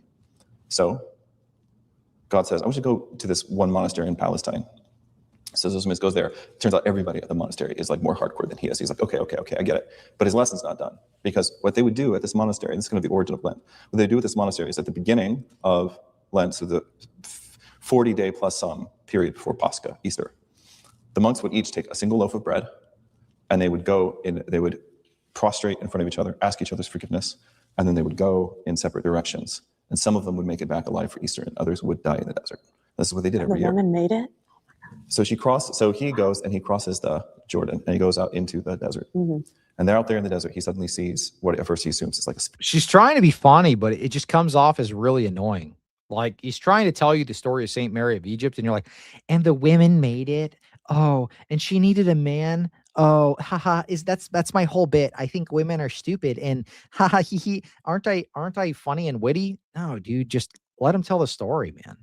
Or a wraith or something like this. But it's this emaciated woman who's been living in the desert for decades on essentially nothing. And he meets her, and she quotes the scriptures to him, even though she's never read or heard them, because Christ. Uh-oh, I exited out of that by accident. Womp womp, I'll go back to it. But we got a big super chat from Macaulay Roofing, $100. Thank you so much, dude, for the massive super chat. He says, can you find me a Mexican/Spanish speaking parish? Antiochian food has been mid lately. Somebody in the comments, find this man some delicious Mexican food at a parish for coffee hour. Come on, we need the spice. We need the spice for Macaulay Roofing. Let me pull this Pearl interview back up real quick, because I accidentally hit the exit button. I didn't mean to. Dog, part 1. No, I want part 2. Where's that part 2 at? My bad. I accidentally hit the wrong button. Boomer moment. It's over for me. I'm cooked. Here you go.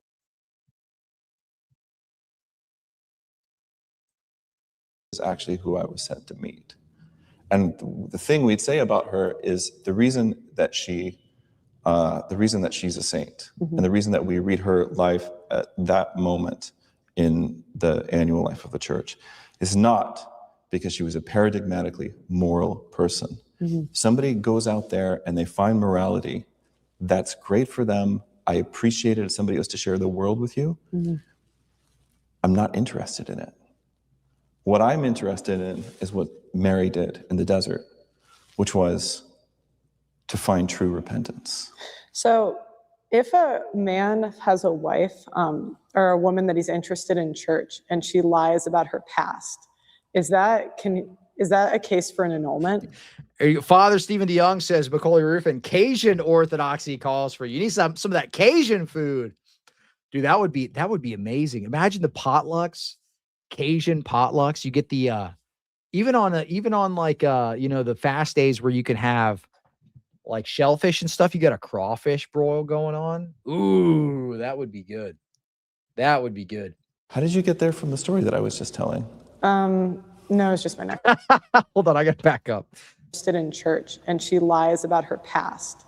Is that a case for an annulment? How did you get there from the story that I was just telling? She wasn't paying attention at all. Oh my goodness. He just tells her probably one of the most beautiful stories about Saint Mary of Egypt, her repentance. She's just like, yeah, but what if a woman lies to you?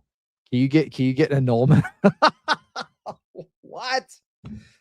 No, it's just my next question. Okay. Yeah. Okay. To finish Just complete. Yeah, that's nice. Yeah, that's nice. I don't care about your saints. Move on. I want to get my gotchas in. The story. Good grief. The reason that we put her life in that place where we put it is because she is for us the paradigmatic example of what it means to be a Christian, which is not to be a super good person, but it's to live a life of repentance. And I think that women are just as capable of that as men. Sorry, that was why. Because I was thinking if like he found a girl like that had lived a crazy life and she lied about it, is that the case for an annulment? I don't know. Oh, okay. No cut and dry answer. I just don't know. Okay. I am not a canon lawyer. I've never had to process an annulment, so I couldn't tell you. Okay. I'm just going through the ones I wanted to make sure I asked. Do you think the husband gets to pick how many kids that they have as a family? Oh boy. Who gets to pick how many children you have? Certainly not me. No, I'm asking Certainly you. not my wife. Mm-hmm. Right, but there's family planning. A lot of people do plan it. Sure. Like, I mean, a common complaint now is that men want more kids than women do. And so, like, in that situation, do you think the men should get to decide the size of the family? I think that marriage, one of the purposes of marriage is the raising of sons and daughters for the church. If you're going to have sons and daughters for the church, then you've got to do it in a way that's going to be good for the health of the people involved. Mm-hmm. Many of the methods of contraception, which are in use in the world today, would be totally contraindicated by the Orthodox faith, especially abortifacients. You guys aren't against like tracking your cycle, right? Or you are? You know, so I've got a lot of Roman Catholic friends, and obviously the Roman Catholics have like a very involved kind of system for this, right? I don't know it. Yeah, it's called NFP, Natural Family Planning, Mm-hmm. and it involves tracking the cycle very closely. Mm-hmm. And basically, if this is not a good time to conceive a child, practicing abstinence. Mm-hmm. So whether or not I would be against that would. No, I don't think she's attacking orthodoxy either. I think she's trying to expose feminism in every church institution. So she's expecting the Orthodox to be like woke feminists, like all the other mainline Protestant denominations of Roman Catholicism. And that's just not the case. Maybe if you were to ask like lay people, you might be able to find like a couple of feminists or something. But when you're talking to our clergy, they're not going to give you the super woke responses like Roman Catholics or mainline Protestants. But yeah, I don't think she's specifically targeting Orthodox. She just did one with the Roman Catholic Church not that long ago. Anyway, all right, I'm going to wrap this up. If you want to go watch this video, it's on Pearl's channel. Orthodox Deacon Seraphim Richard Rohlin, Part 2, the sit down. This is one of her most viewed videos lately. It's about 20,000 views. So go check this out if you want to watch the entire one. There's a 2-part interview here, plus a discussion that she did with some of the lay people in the church. So you can check that out there. I'll get through these super chats, and I'm going to get you all over to Alex Soren's show. Make sure when I send you over, you let them know Cleve Raid, and go support our boy Alex Soren. She's red pill pining, inquiries unacceptable, mind already made.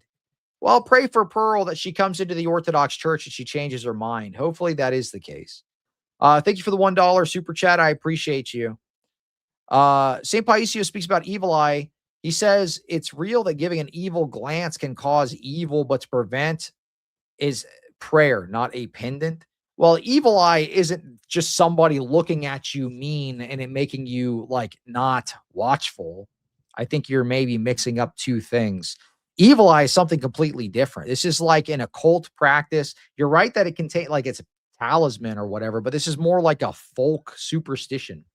Sorry for the questions about Jay. I'm just coping. we will. He's not going anywhere, man. He's still going to be here.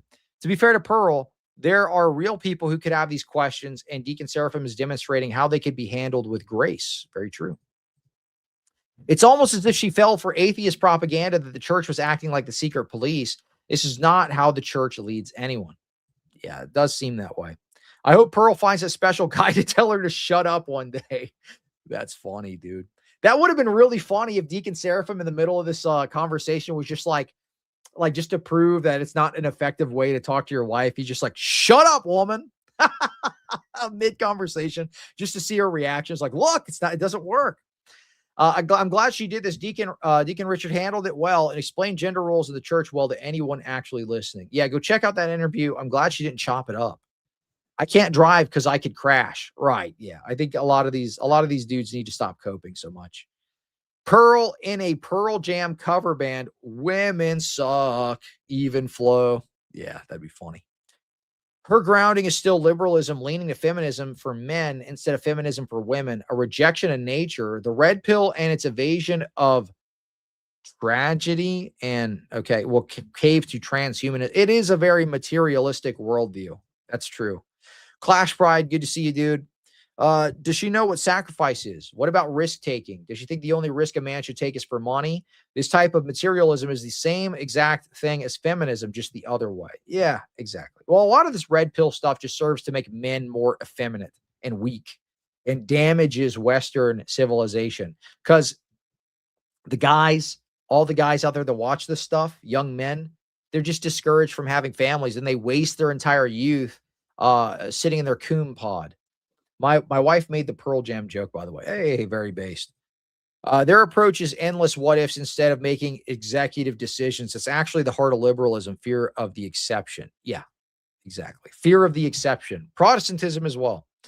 70% includes all the secular marriages and nominal and heretical Christianity. Your odds are 3 times better in the real church with a pious wife and more with 2 church attending people. Very true. And if those studies, if you add, they pray together at night, the odds are way, way, way less for divorce. Be the kind of man a woman can't dislike. It's pretty simple. My wife is wrapped around my finger because I'm goaded and Christ pilled. Quit whining. Very true. Very true. I've never had an issue. I've never had an issue with women. And sure, have bad things happened? Absolutely. When dating and things like this, have bad things happen, you know. Yeah, it happens. But you freaking move on, dude. If you fear getting divorced, how are you going to stand for Christ when actually persecuted? Yeah. I'm not going to, I can't do the thing Christ tells me to do because what if I get hurt? Exactly. Bad thing could happen. Stay inside, never do anything ever at all. The tiniest possibility of difficulties in life is something I could never fathom. Exactly, exactly. I'm very sheltered. Oh, but what if something bad happens to me? My little chud feelings could get hurt. My finances could get hurt. What if I lost my house? Right? I don't know, man. I can't fathom this mindset, right? I can't fathom this mindset of just being afraid of everything. Especially, I mean, women, dude. If you're look, I know there are a lot of horror stories out there, and there's a lot of red pill media out there that are highlighting the most woke, disgusting women out there possible. Okay. And they're flaunting them in front of your face and saying, look at all these horror stories. Look at this thing that happened in the media, so on and so forth. Yeah. Does that stuff happen? Sure, it can. Should you make it make you scared of living life? No, dude. When you're old, you're going to regret not getting married. You're going to regret not having kids. You're going to regret not having a family. Having kids is one of the most base things ever. I love being a dad. I love being a dad. You know, I want more kids. I want tons of kids. I want an army of children. I can't fathom people who are like, what is the purpose of your life then? I mean, obviously, unless you're called to celibacy, but most of the guys that are making this kind of critique, they're not called for celibacy. They view like, oh, but you're Orthodox. What if I just want to become a monk? Well, most of the guys that are saying this are not saying that because they have good intentions and they want to become a monk because they feel called to it. They're saying this because they think it's an escape from their problems. Okay. People should become a monk because they feel called to it, because they have a special calling to the monastic life. They're called to be celibate. The scripture says, though, if you burn with passion, right? If you burn with passion, it's better to be married. So, based adult dad cleave advice. Yeah, exactly. So, the point that I was making, if you burn with passion, it's better to be married. Well, if you are a gooner, you should just be married. After being a catechumen for 10 months, plus after another 9 months of inquiring, I've finally been received into the church this All Saints Sunday. Glory to God for all things. Have a blessed evening. Yes, thank you so much. God bless you as well. And obviously, if you're discerning monastic life and stuff like that, speak to a priest. Speak to a priest. They're going to evaluate your situation much better than some random chud on the internet can. The point that I'm making isn't to try to discourage from people from going that route. What I'm saying is a lot of the people that are leaving comments like that they're not going to go and actually chase the monastic life. They're using this as a cope response to avoid the responsibilities of life. Any priest would tell you the same thing. Don't say that as a cope response, hiding from your actual responsibilities. That wouldn't be a good way to go about it. Saying that while in front of an icon of the most blessed Theotokos is wild. Right, exactly. The only consistent Spanish liturgy in the U.S., which I'm aware of, is in St. Nicholas Cathedral in L.A. at 7 a.m. There you go. Go get that Spanish food, dude. Pearl is low tier. Very true, very true. Father Stephen, I make a mean gumbo and red beans and rice and I can't even pronounce that. I've looked into visiting your parish, assuming you would have good Cajun food. Very, very based. WW. Ironically, your questions would be pretty good for sussing out sussy parishes. Yeah, I mean, I think some people could answer those pretty bad. But I think Deacon Seraphim did a great job. Absolutely. All right. Well, here you go. I'm going to go ahead and wrap it up. It's 8:05. I'm going to go ahead and send y'all over to Alex Soren's live stream. Make sure to spam Cleve Raid in there. Go show him some support. Thank you so much for watching. If you haven't hit the subscribe button, go ahead and smash that. Tomorrow, me and Alex are going to be going live on my show, 8 p.m. Eastern. We're going to be talking to that Colby guy about orthodoxy, telling him, dude, stop trying to join the LARP church, the Roman Catholics. You got to be Orthodox, dude. Coming to watch me and Alex streaming tomorrow. We'll be reacting to some other stuff as well. It'll be a good time. Thanks so much for watching. Until next time.